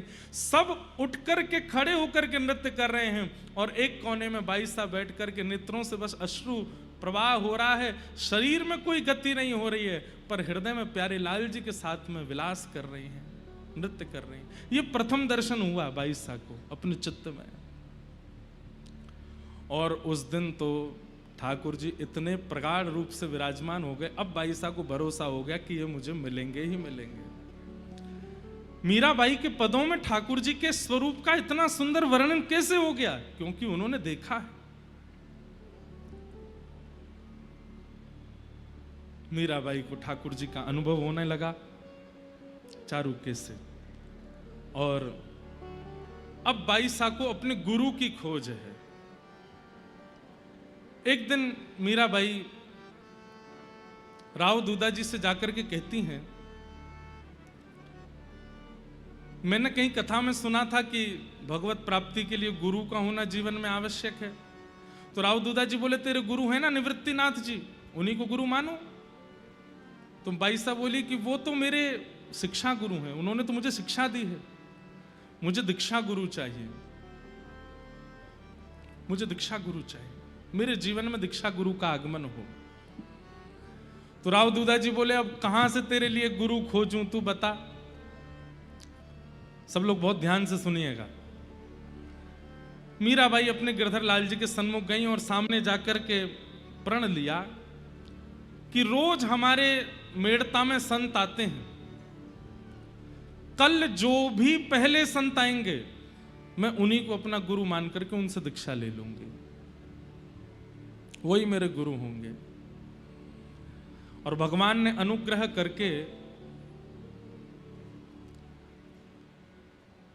ऐसा कहते हैं कि बाईसा को रात्रि में स्वप्न आया और स्वप्न में ठाकुर जी महाभारत युद्ध में विराट रूप धारण करके अर्जुन को पूरा अपना रूप दिखाते हैं। सब ऐसा बाईसा को नित्य लीलाएं दिखती थी अपने स्वप्न में। और उसमें ठाकुर जी कह रहे हैं, कृष्णम वंदे जगत गुरुम, मैं पूरे विश्व का जगत गुरु हूं, मुझसे बड़ा गुरु कोई नहीं है। सुबह उठते ही मीराबाई हंसने लगी, बोले, लाला स्वप्न में आकर के मेरे गुरु छीन रहे हो, ऐसे बता रहे हो कि मुझे ये गुरु मान ले, लेकिन आप तो मेरे पति हो, आप तो मेरे प्रियतम हो, प्रियतम को मैं गुरु कैसे मानूं? वैसे तो प्रियतम गुरु है, पति गुरु ही है, लेकिन नहीं, मुझे आपकी प्राप्ति के लिए अन्य गुरु की आवश्यकता है। अब जो भी हमारे नगर में आएंगे मैं उनको गुरु मानूंगी।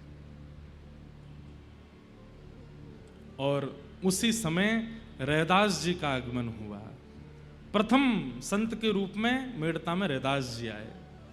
रैदास जी खबर जैसी पड़ी, मीराबाई गई, चरणों में प्रणाम किया, लेकर के राव दूधा जी उनको आए और मीराबाई ने कहा कि आप मुझे अब दीक्षा प्रदान करो। रैदास जी बोले, दीक्षा का ऐसा कोई क्रम तो मैंने कभी किया नहीं, लेकिन तुम्हारा संकल्प था कि जो पहले संत आएंगे उनसे मैं दीक्षा लूंगी। तो इस भाव से उन्होंने अपने गले की माला उतार करके बाईसा को पहना दी और एक तारा दे दिया। एक तारा जो मीराबाई बजाती हैं, जो अनेक रूपों में स्वरूपों में दिखता है, और वो एक तारा दे दिया। बोले, ये तुम्हारी माला है मेरी तरफ से, इस पर केवल तुम ठाकुर जी का भजन करना। देव दत्ताम मिमाम वीणाम स्वर ब्रह्म विभूषिताम मूर्छयित्वा हरि कथाम गायमानश्चराम्य हम। बंधुओं, वीणा या तो ठाकुर जी ने नारद जी को दी है या रैदास जी ने मीराबाई को दी है। एक तारा दे दिया। अब तो मीराबाई को ऐसा साधन मिल गया, पूरे दिन उस एक तारे को बजाती हैं, ठाकुर जी के सामने मधुर मधुर कीर्तन गाती हैं, खूब भाव से नृत्य करती हैं। वहां पर रैदास जी ने एक पद भी गाया और उस पद में मीराबाई खूब नाची। तब से मीराबाई वो एक तारा लेकर के रहने लगी। अब वह घड़ी आई जिस घड़ी को मीराबाई कभी नहीं चाहती थी कि उनके जीवन में आवे। क्या? श्री राव दूधा जी की मृत्यु। मीराबाई के दादाजी, जिन्होंने कहा था कि जब तक मैं जीवित हूं मीरा का ब्याह होने नहीं दूंगा मैं, लेकिन ठाकुर जी कुछ भी हमारे अनुकूल रहने नहीं देते। बड़े खेलते हैं महाराज, जहां हमको लग रहा हो ना कि ऐसे चलने पर हमारा सब बढ़िया चलेगा, तो ठाकुर जी का भी स्वभाव है कि उसमें कुछ विपरीत किया जाए, अब थोड़ा सा इसके साथ खेला जाए। राव दूधा जी रात्रि में बीमार हो गए। सुबह जैसे ही मीराबाई को पता चला, दौड़ करके गई। अपने दादाजी को अस्वस्थ अवस्था में देख करके बाई सा रोने लगी। मीराबाई ने अपनी गोद में अपने दादाजी का सर रखा। राव दूधाजी बोले, मीरा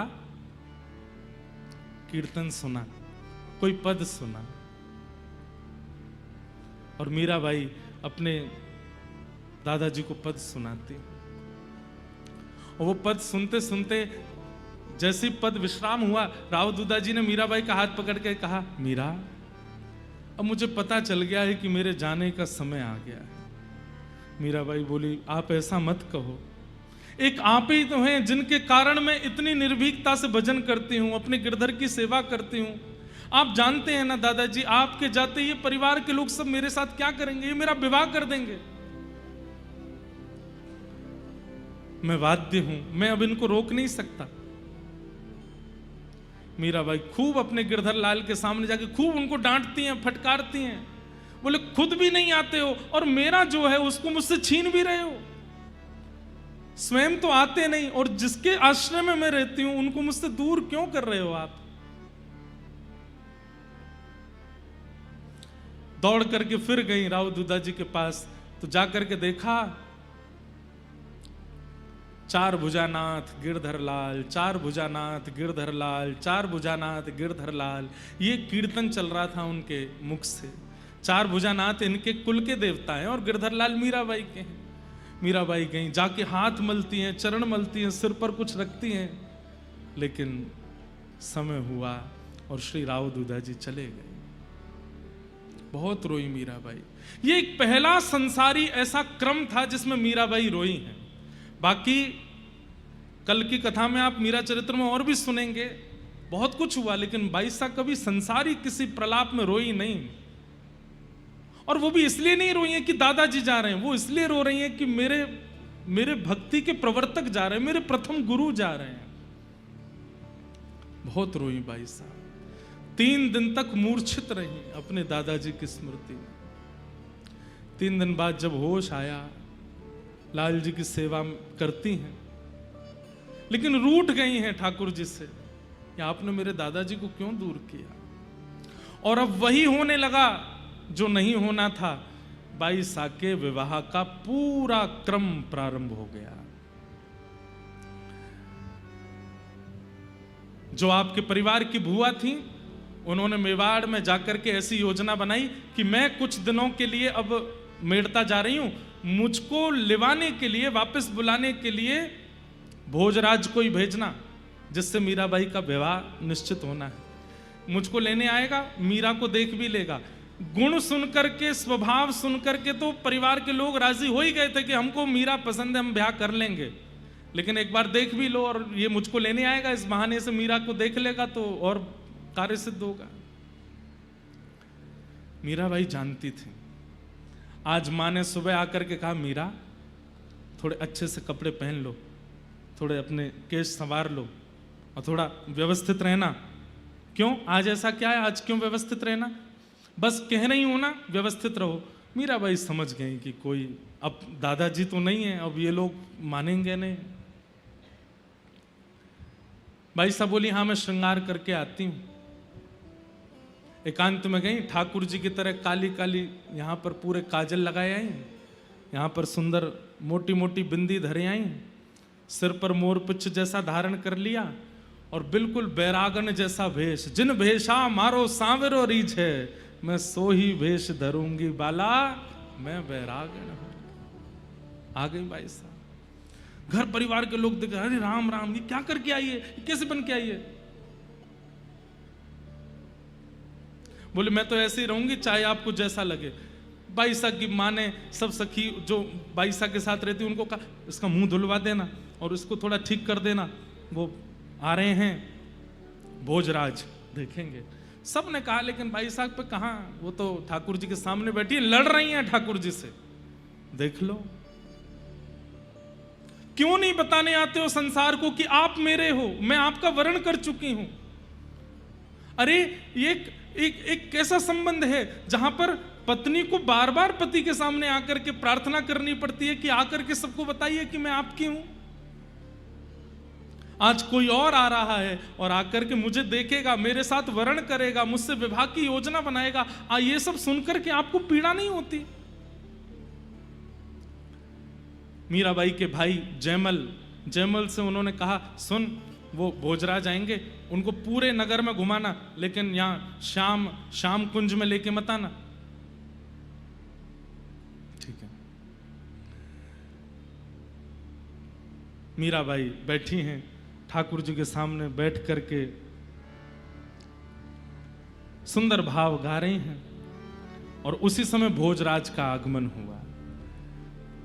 घर परिवार के लोगों ने कहा, भोजराज को थोड़ा जयमल घुमा के लाओ, हमारा मेड़ता कैसा है, और कान में कह दिया, बोले श्याम कुंज जरूर ले जाना, वहां मीरा बैठी होगी, देख लेंगे ये। ठीक है। जयमल के साथ में घूम रहे हैं भोजराज, और जैसे भ्रमण करते करते, वो चाहते ही नहीं थे कि इनको श्याम कुंज लेके जाऊं, दीदी ने, बाईसा ने मना किया है, लेकिन तभी भीतर से स्वर आने लगा, प्यारे दर्शन दीजो प्यारे दर्शन दीजो तुम बिन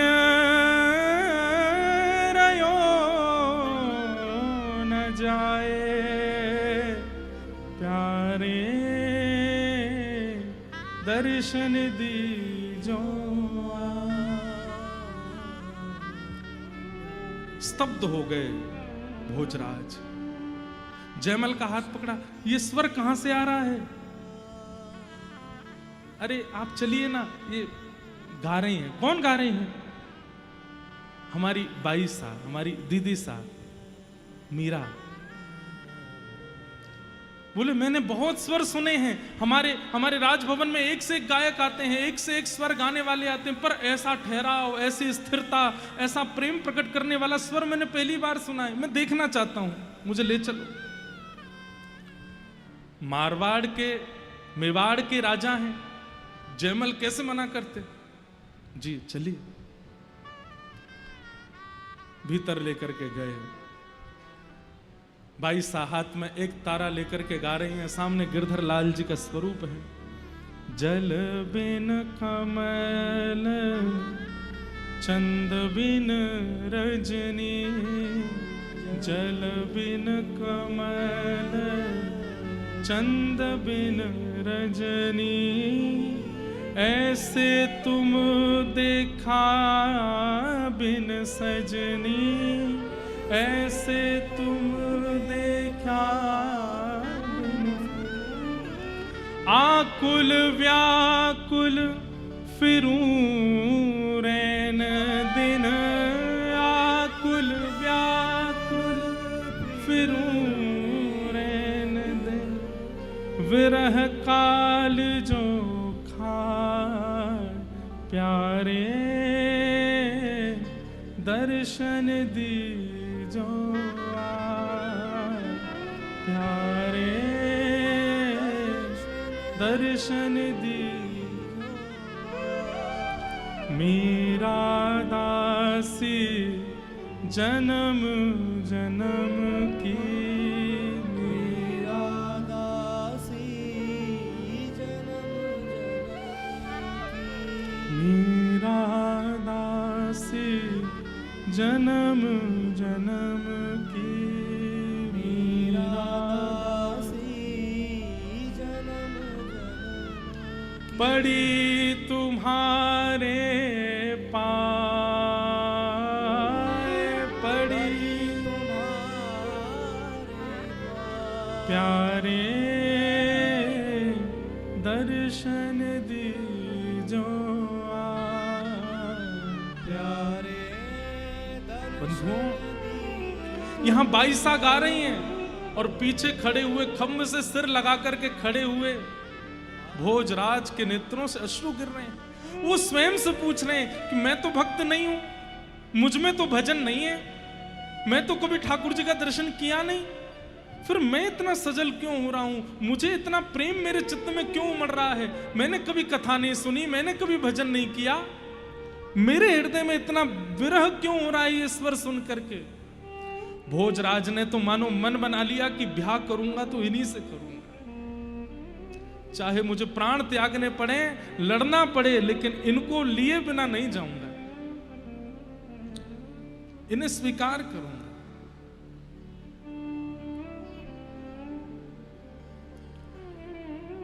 श्री राधा रमण लाल जी के परम सेवाय पूज्य गोस्वामी जी महाराज पधारे हैं।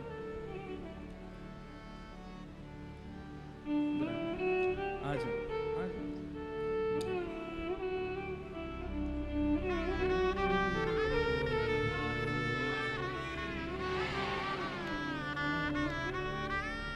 तुम बिन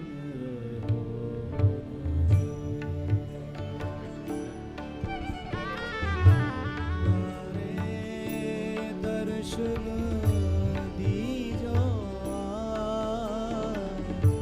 प्यारे दर्शन दीजो तुम बिन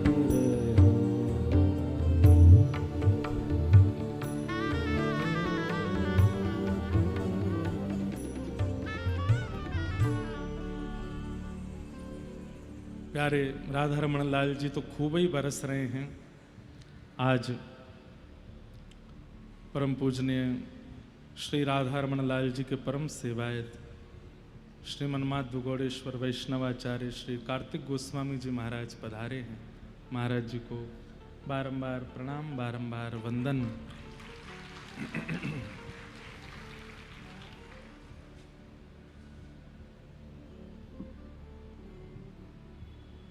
सब लोग बहुत सावधानी से सुनो। मैं इस प्रसंग में प्रवेश बहुत मुश्किल से कर पाया हूं, अब मैं निकल नहीं पा रहा हूं, इसलिए सुनिए। मीरा चरित्र गत वर्ष का मैंने वचन दिया था कि सुनाऊंगा भागवत जी में, तो इसलिए वो भी पूरा करना है, सुन लीजिए। भोजराज पीछे खड़े हैं और नेत्रों से अविरल इतना रोना ठाकुर जी के लिए कभी किया ही नहीं था, कभी रोए ही नहीं है वो आज स्वयं से पूछ रहे हैं कि ऐसा मेरे साथ क्या हो गया है कि मैं इनका स्वर सुन रहा हूं और मुझे रोना आ रहा है। कहां मीराबाई चाहती थी कि वो मेरी भावना देख करके, मेरा भजन देख करके, मेरा स्वरूप देख करके वो भले मुझे छोड़ दें कि मैं तो उनके लायक ही नहीं हूं, लेकिन भोजराज उनका चित्त भी पवित्र था। उन्होंने तो और मन बना लिया, बोले ब्याह करूंगा तो इन्हीं से करूंगा, अब तो चाहे जो हो जाए मैं इनका त्याग नहीं कर सकता।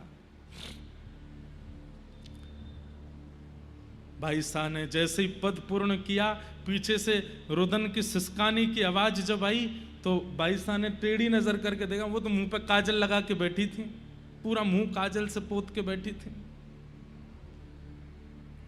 जयमल कौन है? मेवाड़ के राजा, राजा भोजराज।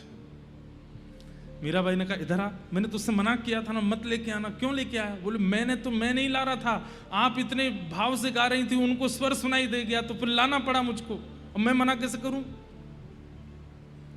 बोले अब हो गए दर्शन, ले जाएं इनको यहां से, मुझे नहीं मिलना किसी से, मुझे नहीं देखना किसी को। अब मैं कैसे कहूं उनसे, वो हमसे बहुत बड़े राजा हैं दीदी, मैं कैसे कह सकता हूं उनको कि आप जाओ? अब जब तक खड़े रहेंगे। भाई साहब बोली तुझे तो बाद में देखूंगी मैं। और ठाकुर जी को बस क्रोध भरी नजरों से देखे, तुम्हारे सामने ही बात करूंगी, तुम्हारा सौत आया है। आपको कुछ चाहिए? भोजराज बोले आपने सब तो दे दिया, बस 2 मिनट आपसे चर्चा करना चाहता हूं।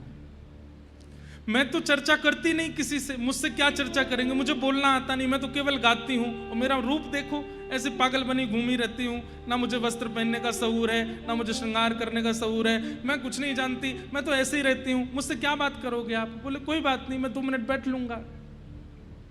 बहुत सावधानी से सुनिए, भोजराज सामान्य नहीं है। कई लोग सोचते हैं कि राणा मीराबाई के पति हैं, नहीं, वो देवर हैं जिन्होंने प्रताड़ना की, जिन्होंने उत्पीड़ना दी। भोजराज बुरे नहीं है, भोजराज तो बहुत अच्छे हैं। राव दूधा जी के बाद यदि मीराबाई की भक्ति में कोई सहायक बने तो वो श्री भोजराज। आकर के बैठ गए, मीराबाई ठाकुर जी की ओर मुख करके बैठी और दूर एक खंभ से सिर लगा करके भोजराज बैठे। आपको पता है मैं क्यों आया हूं?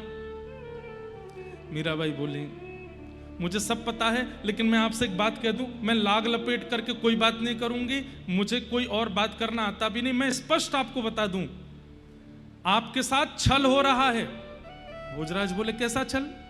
बोले, एक पूर्व से ब्याहित कन्या से आपका ब्याह कराया जा रहा है। भोजराज बोले, मतलब? मेरा ब्याह हो चुका है, मैं विवाहिता हूं।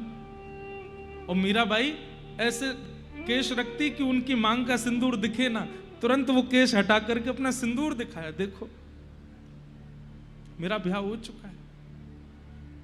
किससे हुआ आपका ब्याह? मोर मुकुट पीतांबर सोहे, गलवे जंती मां। ये बैठे हैं मेरे पति, और मैं बचपन से इनकी, और बचपन से नहीं, आप नहीं मानेंगे, मैं पूर्व जन्म से इनकी। मेरा ब्याह हो चुका है, मैं तन मन सब इनको दे चुकी हूं। आप अगर मुझसे ब्याह कर लेंगे तो आप जीवन भर पछताएंगे, क्योंकि एक पत्नी अपने पति की जो सेवा करती है वो मैं नहीं कर सकती। मेरा शरीर आपके लायक नहीं, मेरा व्यवहार आपके लायक नहीं, मेरा स्वभाव आपके लायक नहीं, मेरे विचार आपके लायक नहीं है। आपके लिए और भी अच्छे घर के राजघराने की कन्याएं मिल जाएंगी, मेरे से ब्याह करके आप पूरे मेवाड़ को धोखा देंगे। मैं आपको वास्तविकता बता रही हूं। लेकिन भोजराज कितने विद्वान हैं, देखो। कहते हैं, आप इनसे विवाह कर चुके हैं तो फिर इस बात को कोई मानता क्यों नहीं है? बोले, पता नहीं, मैं तो सबसे बोलती हूं कि ये मेरे पति हैं, फिर भी नहीं मानते। बोले, मैं बताऊं क्यों नहीं मानते? क्यों? क्योंकि आप दोनों के विवाह को प्रकट रूप में किसी ने देखा नहीं है, और प्रकट रूप में जब तक ये संसार देखेगा नहीं तब तक कैसे मान लेगा कि ये आपके पति हैं? मीराबाई ठाकुर जी की ओर देखने लगी, और सुनवा लो मुझे, हो जाओ प्रकट। अभी भी कह रही हूं, मुझसे ब्याह करने के लिए आप प्रकट नहीं हो सकते। उसने दे दिया ताना मुझको।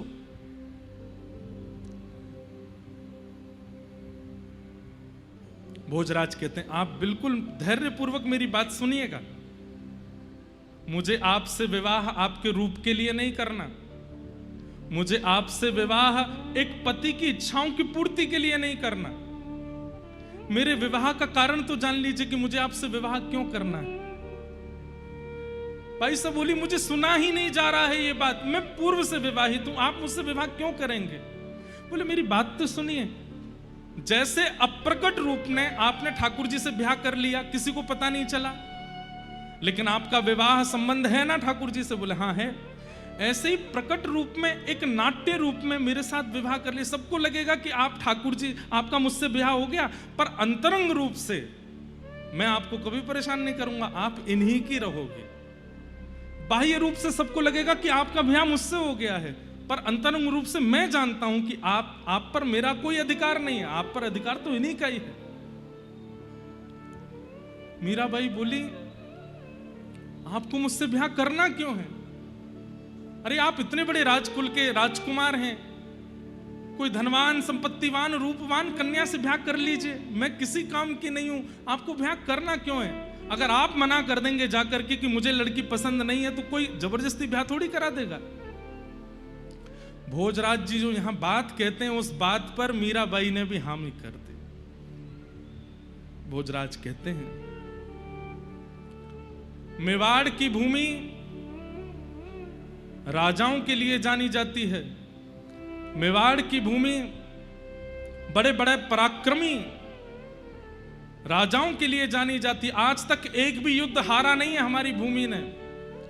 हमारी भूमि की प्रतिष्ठा, हमारी भूमि का नाम राजाओं से है, हमारे युद्धों से है, हमारी संपत्ति से है। पर मैं चाहता हूं हमारी भूमि पर राजा तो बहुत आए, पराक्रमी तो बहुत आए, लेकिन आप जैसी एक भक्त आ जाए जिससे हमारी भूमि पवित्र हो जाए। आपके आगमन से हमारे यहाँ जो जो न्यौछावर हुए हैं राजा, उन सबको मुक्ति मिल जाए। आपकी चरण रज से अगर मेवाड़ पवित्र हो गया तो आपके लिए हो सकता है ठाकुर जी भी आ जाएं वहां पर। और राजा भोज का यह संकल्प पूर्ण हुआ। मीराबाई की वजह से ही मेवाड़ में श्रीनाथ जी विराजमान हुए। आज श्रीनाथ जी वहां बैठे हैं, गिरिराज जी से गए हैं। आप बिल्कुल निश्चिंत रहें, मुझे आपसे कोई कामना नहीं है, मेरी आपसे कोई अभिलाषा नहीं है। मैं केवल प्रकट रूप में आपसे विवाह करके जाऊंगा, पर वास्तविक अंतरंग रूप से मैं आपको गुरु मान करके, आपको भक्त मान करके मेवाड़ ले जाना चाहता हूं। और ये मेरा वचन है कि मैं आपसे कभी भी इस प्रकार का कोई व्यवहार नहीं करूंगा। आप चाहें तो ठाकुर जी को साक्षी मान लीजिएगा। मीराबाई कुछ नहीं बोली और राजा भोज वहां से चले गए और जाकर के पूरे परिवार के लोगों के बीच जाकर के बोले, मुझे मीरा पसंद है, मैं विवाह करूंगा। नगाड़े बजने लगे, सहनाइयां बजने लगी। महाराज अटारी पर चढ़ करके मीराबाई के पिताजी लुटाने लगे बधाइयां। पूरे मेवाड़, पूरे मेड़ता में हवा की तरह बात फैल गई कि अब हम लोग सुरक्षित हैं। क्यों? बोले कि मीरा का ऐसे कुल में संबंध हो रहा है जो कल को अगर मेड़ता पर कोई संकट आया तो हमारे लिए आगे आकर के खड़े हो जाएंगे। लेकिन ये सहनाइयां, ये ढोल नगाड़े ताशे मीरा को अच्छे नहीं लग रहे हैं। कान पर हाथ धर के रो रही हैं ठाकुर जी के आगे। अब तो मंगल गा रहे हैं, सब लोग आकर के बधाई दे रहे हैं, आकर के मीराबाई को गले लगा रहे हैं, पर मीराबाई एक जड़बत मूर्तिमंत होकर के खड़ी हैं केवल। और ठाकुर जी से कह रही हैं कि अब तो कुछ करो, मेरा विवाह हो जाएगा किसी और के साथ, एक बार प्रकट हो जाइए, किसी रूप में एक संकेत सबको दिला दीजिए कि आप मेरे हो चुके हैं।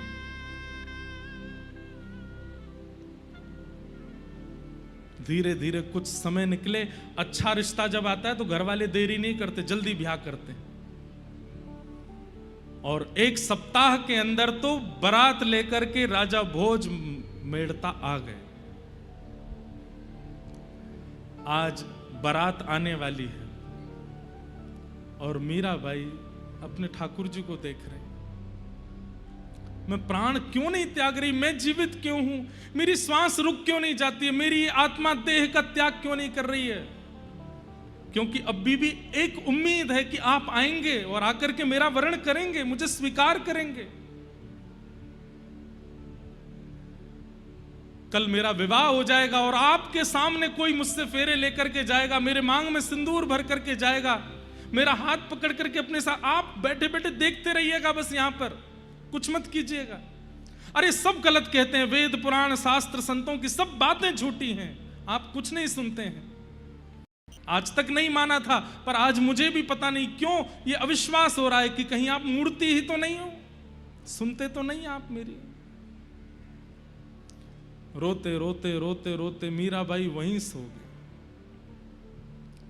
और जैसे ही सोई है मीराबाई, ये स्वप्न नहीं है, ये वास्तविकता है। बहुत ध्यान से सुनिएगा। जैसे ही बाईसा रोते रोते सुदन, जैसे ही सोने के लिए जाती है रुदन करते करते, उतने में ही क्या देखते हैं? नगाड़े बज रहे हैं, बाजे बज रहे हैं, सहनाइयां बज रही हैं, पूरे मेड़ता को तैयार किया गया है, सुंदर सजाया गया है। मीराबाई को लेकर के सब सहचरियां गई हैं, कोई पैरों में मेहंदी लगा रही है, कोई हाथों में मेहंदी लगा रही है, हल्दी लगा रही हैं। ये सब स्वप्न में दर्शन कर रही है मीराबाई। तभी देखती हैं सुंदर उनके लिए एक लहंगा जैसा लाया गया जिसे पहन करके वो विवाह में जाएं। वो पहन रही हैं लेकिन मन से प्रसन्न नहीं है। तभी सबने कहा, अरे मीरा जल्दी चल, देख तेरी बारात आ गई तुझे लेने के लिए, जल्दी देख। बाईसा ने जैसे ही खिड़की पर जाकर के बारात की ओर देखा तो बारात में कोई और नहीं, सबसे आगे हाथी पर बैठ करके ब्रह्मा जी चले आ रहे हैं। उनके पीछे दूसरा हाथी है, उस पर साक्षात देवादिदेव महादेव चले आ रहे हैं। इंद्र आ रहे हैं, वरुण आ रहे हैं, चंद्र आ रहे हैं, सूर्य आ रहे हैं, 33 कोटि देवता नृत्य करते हुए आ रहे हैं। और सबसे पीछे एक सुंदर सा रथ है और उस रथ पर सेहरा पहने हुए हैं, श्याम वर्ण की कांति है, कमल जैसे नेत्र हैं, मधुर मुस्कान है, गुलाबी गुलाबी गाल हैं, अपनी कटाक्ष नेत्रों से जब इधर उधर देख रहे हैं तो जिसको देखते हैं उसके जैसे मानो प्राण निकल रहे हों। जैसे ही श्याम सुंदर आते हैं, ठाकुर जी को दुल्हा भेष में सेहरा पहने हुए देख मीराबाई के नेत्र सजल हो गए। यहां नीचे से ठाकुर जी ऊपर की ओर देख रहे हैं, ऊपर से बाईसा देख रहे हैं, और तभी क्या देखती हैं कि बाईसा के माता पिता, वो जो तोड़न द्वार होता है वहां पर एक चौकी लगाई है, ठाकुर जी रथ से उतर करके आ रहे हैं। ये सब हमेशा स्वप्न में ही देखा है मीराबाई ने, आज उन्हें जैसे मानो प्रत्यक्ष दिख रहा है। वे सोचती थी कि जब मेरे बीण आएंगे तो मेरी माँ कैसे तिलक करेगी, मेरे पिताजी कैसे स्वागत करेंगे। ठाकुर जी एक चौकी के ऊपर खड़े हो गए हैं, सब सखियां मंगल गा रही हैं, ठाकुर जी सबको बधाई दे रहे हैं, माताएं सब बलैयां ले रही हैं। मीराबाई का मन रूपी नृत्य कर रहा है, मयूर बार बार नृत्य करती हैं, फिर खिड़की पर आकर के देखने लगती हैं। ठाकुर जी इशारों कर रहे हैं, अरे अब जल्दी आजा, विलंब मत करे। ठाकुर जी मंडप में जाके विराजमान हो गए। सखियां सब मीराबाई को लेकर के जा रही हैं, एक एक पग आगे बढ़ा रही हैं। जैसे ही मंडप की ओर देखती हैं, श्याम सुंदर बैठे हैं। ये सब उन्होंने केवल अनुभव किया है, आज प्रत्यक्ष हो रहा है। महादेव, ब्रह्मा जी, गंधर्वजन सब पुष्प वर्षण करके बाईसा का स्वागत कर रहे हैं। जैसे ही बगल में जाकर के बैठी हैं ठाकुर जी के, नेत्र उठाकर के श्याम सुंदर की ओर देख रही हैं, ठाकुर जी मीराबाई की ओर देख रहे हैं। नेत्र सजल हो गए, ठाकुर जी अश्रु पहुंच रहे हैं। अरे अब तो तोते ब्याह कर रहा हूं मैं, अब तो सबको पता चल जाएगी, अब काय को रो रही है, चल ब्याह कर ले मोसो। और हाथ पकड़ करके पिता कन्यादान कर रहे हैं, हाथ पकड़ करके ठाकुर जी फेरे भामर ले रहे हैं, मांग में सिंदूर भर रहे हैं, और एक एक स्थिति बाईसा के चित्त को आनंदित कर रही है।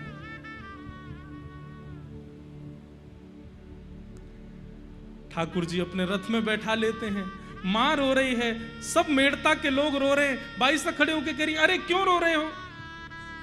ऐसे पति से ब्याह होता जिसका कोई जीवन का पता नहीं तो रोना चाहिए था। अब तो मुझे ऐसे पति मिले हैं जिनसे मारो चुड़ लो अमर हो जाए। अब तो मेरा सुहाग सदा सुहागन रहूंगी मैं, ऐसी सुहागन को विदा करने में काय मत को रोना। अरे मां देख, तेरे जामाता, तेरे जमाई, तेरे दामाद सामान्य नहीं है, साक्षात मैं कहती थी कि ठाकुर जी मेरे होंगे। और ऐसा कहते हुए मीराबाई विदा हो गई। आप लोग सोच रहे होंगे ये तो स्वप्न है ना, पर नहीं। द्वार पर बारात आ गई है और मीरा का अभी तक कोई पता नहीं है। दौड़ती दौड़ती मां जाती हैं, ढूंढती हैं कहां है कहां है। और जैसे ही जाकर के कक्ष में देखा, बाईसा अपने बिस्तर पर हैं, मांग में सिंदूर भरा हुआ है, वही वस्त्र पहना हुआ है जो वस्त्र उन्होंने स्वप्न में चिंतन किया था। हाथों में अलग चूड़ियां पहनी हुई हैं, जो मेहंदी की रचना मेड़ता में करवाई गई वो मेहंदी नहीं है, कोई अलग मेहंदी है। ऐसी सुगंधी से पूरा कक्ष सुगंधित हो रहा है, जो सुगंधी आज तक मेड़ता में किसी ने अनुभव नहीं की। और बाईसा इतनी सुंदर लग रही हैं, कौन श्रृंगार करके गया है, ये वस्त्र किसने पहना है? इतना महंगा वाला वस्त्र बाईसा के ब्याह के लिए आया, वो तो एक तरफ रखा है, ये दूसरे वस्त्र किसने पहना दिए? और ये रात रात में मांग में सिंदूर, हाथों में हल्दी, पैरों में कौन करके गया है? चीखने लगी, चिल्लाने लगी, सखियों को बुलाया, अरे द्वार पर बारात आ गई और देखो ये मीरा कैसे मांग में सिंदूर भर करके पड़ी है, उठाओ इसको, नहलाओ। सखियों ने उठाया। बाईसा ने जैसे नेत्र खोले, नेत्र खोल करके आनंदित हो गई। मां ने कहा, कहां थी तू और ये क्या करके आई है, कहां से पोशाक लेके आई है? बाईसा कहती हैं, माई माई सपनानु वरणा दीनानाथ दीनानाथ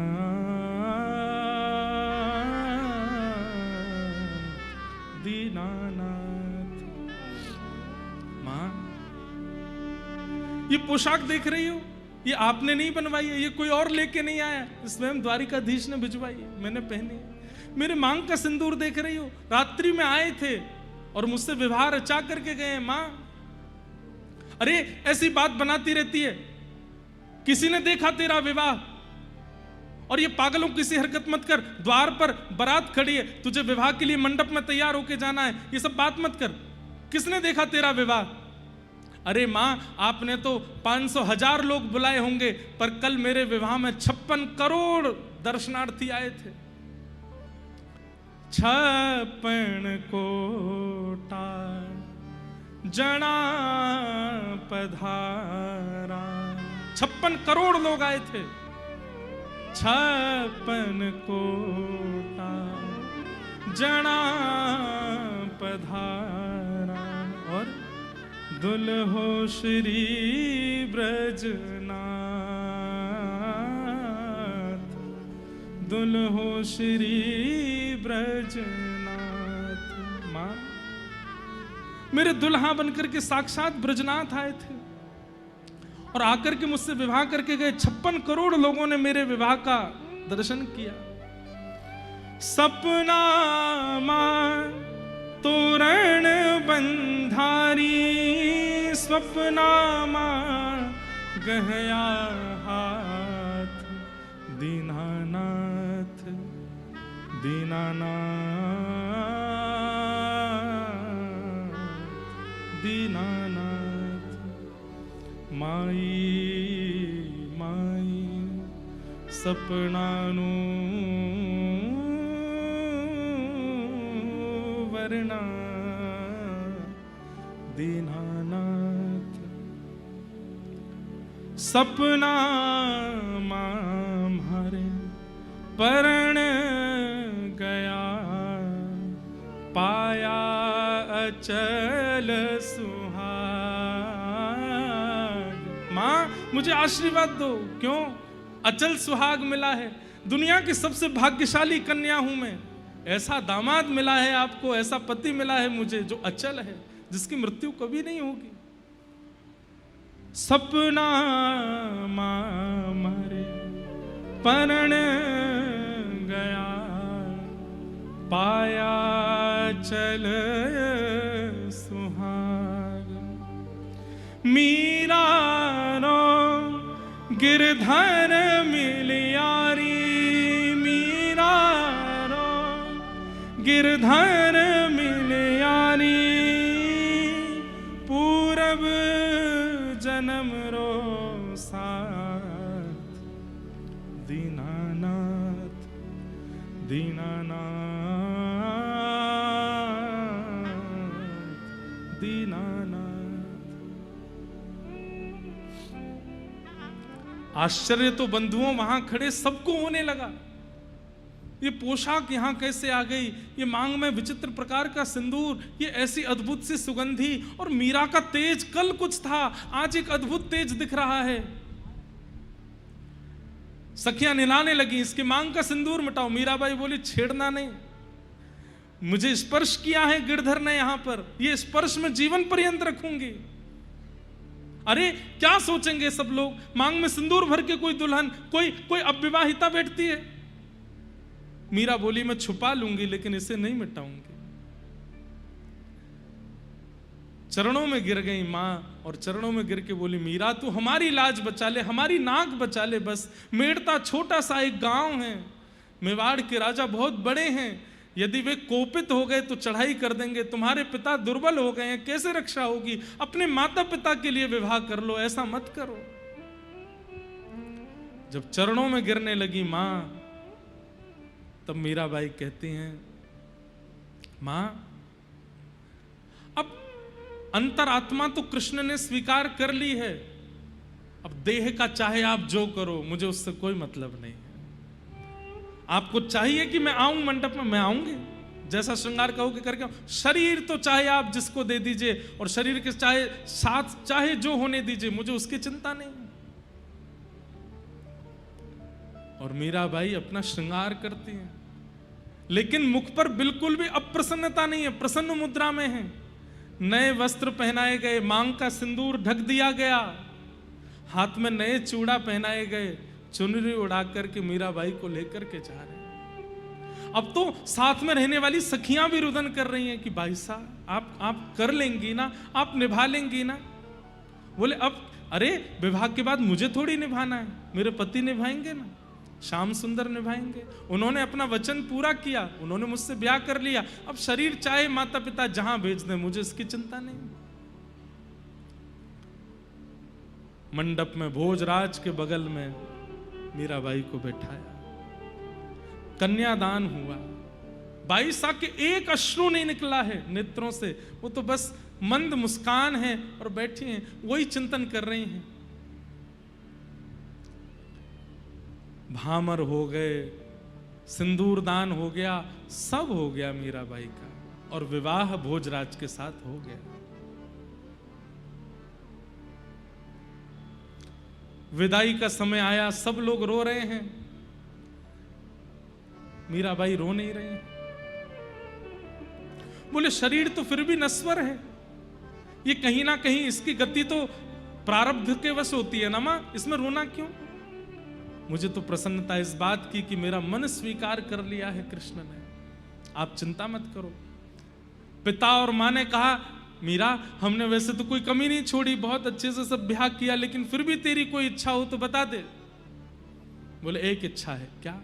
मेरे गिरधर मुझे दे दो, मैं उनको ले जाऊं अपने साथ, मंदिर से उठा लाओ मेरे ठाकुर जी को, मैं ले जाऊंगी अपने साथ, और कुछ नहीं चाहिए। मेरा धन, मेरा सर्वधन, मेरे प्राण वो हैं, वो दे दो बस मुझे। मीराबाई की मां बोली तू वहां भी यही सब नाटक करेगी? अरे तेरा पति हो गया है, अब तो ये सब मत कर। मां, नाटक तो संसार में हर व्यक्ति कर रहा है, मैं अकेली थोड़ी हूं। मुझे और कुछ नहीं चाहिए आपसे, बस मेरे गिरधर मुझे दे दो। तब भोजराज जी आए और आगे आकर के बोले इनकी जगह मैं मांग रहा हूं, इनके जो गिरधर हैं वो आप प्रदान कर दो, हम दोनों उनकी सेवा करेंगे, आप उन्हें दे दो। मंदिर में गए हैं और मेड़ता के श्री गिरधर लाल उन्हें लेकर के आए और मीराबाई को दहेज रूप में गिरधर लाल प्रदान किए। अपनी गोद में गिरधर को लेकर के नेत्र बंद कर लिए, पूरा मेड़ता रोता रहा। मीराबाई ने एक अश्रु नहीं निकाला अपने नेत्रों से और ना किसी की ओर देखा। चली गई ब्याह रचा करके मेवाड़, अपने लाल जी को लेकर के श्री मीराबाई मेवाड़ चली गई। ऐसी भक्तिमती मीराबाई। और जीवन में क्या क्या कैसे कैसे अनुभव बाईसा को हुए हैं, पर यह सबसे प्रिय मुझे लगता है ठाकुर जी। बंधुओं, स्वप्न को मिथ्या मत माना कीजिए, स्वप्न मिथ्या नहीं होता। हमारी चित्तवृत्ति में जो विचारधाराएं दिन भर चलती रहती हैं, जैसा हम अन्न पाते हैं, जैसे लोगों का हम संग करते हैं, जैसी विचारधाराओं में हम पूरे दिन रहते हैं, रात्रि के स्वप्न में वैसे ही विचार उत्पन्न होते हैं। याद रखिएगा, स्वप्न दर्शन, अनुभव दर्शन और प्रत्यक्ष दर्शन, ठाकुर जी की 3 दर्शन की विधा है। यदि ठाकुर जी ने आपको दर्शन देने के लिए चुना तो सबसे पहले दर्शन स्वप्न में ही होगा, और किसी को स्वप्न में दर्शन नहीं हुआ उसको प्रत्यक्ष हो जाएगा, ऐसा हो नहीं सकता। ठाकुर जी पहले स्वप्न में आते हैं।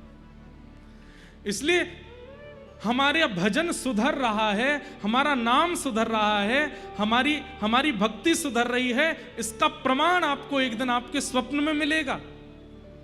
व्रज का दर्शन, व्रज संबंधी यमुना रज का दर्शन, व्रज के आचार्यों का दर्शन, व्रज के रसिकों का दर्शन, व्रज की गलियों का दर्शन, व्रज के ठाकुर का दर्शन, किसी भी रूप में व्रज दर्शन हो, ये प्रथम संकेत है। किसी से कहिएगा नहीं, और प्रयास कीजिएगा कि बार बार ये भाव उत्पन्न हो। एक दिन उसी व्रज निकुंज में श्याम सुंदर प्रकट होकर स्वप्न में ही अनुभव कराएंगे।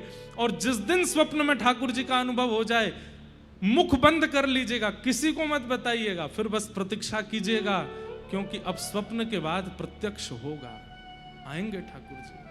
स्वप्न दर्शन प्रथम सीढ़ी है, और मीराबाई ने उस स्वप्न दर्शन की सीढ़ी को पार कर ली।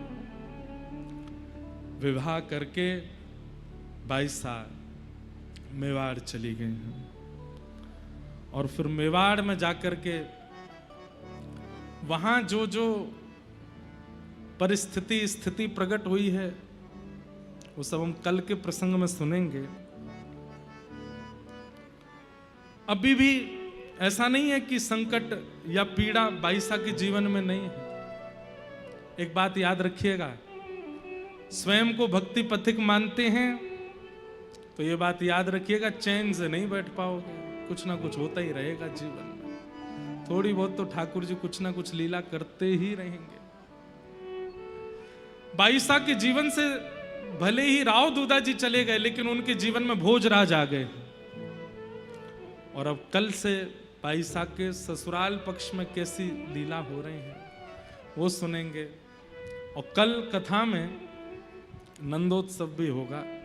भागवत जी का तो केवल हम स्पर्श मात्र कर पा रहे हैं, लेकिन मेरा भाव था कि मैं स्वच्छंद मीरा चरित्र ना कहूं, भागवत जी युक्त होकर के कहूं। बाईसा अब जा रही हैं, गोद में गिरधर लाल हैं और बस गाती जा रही हैं।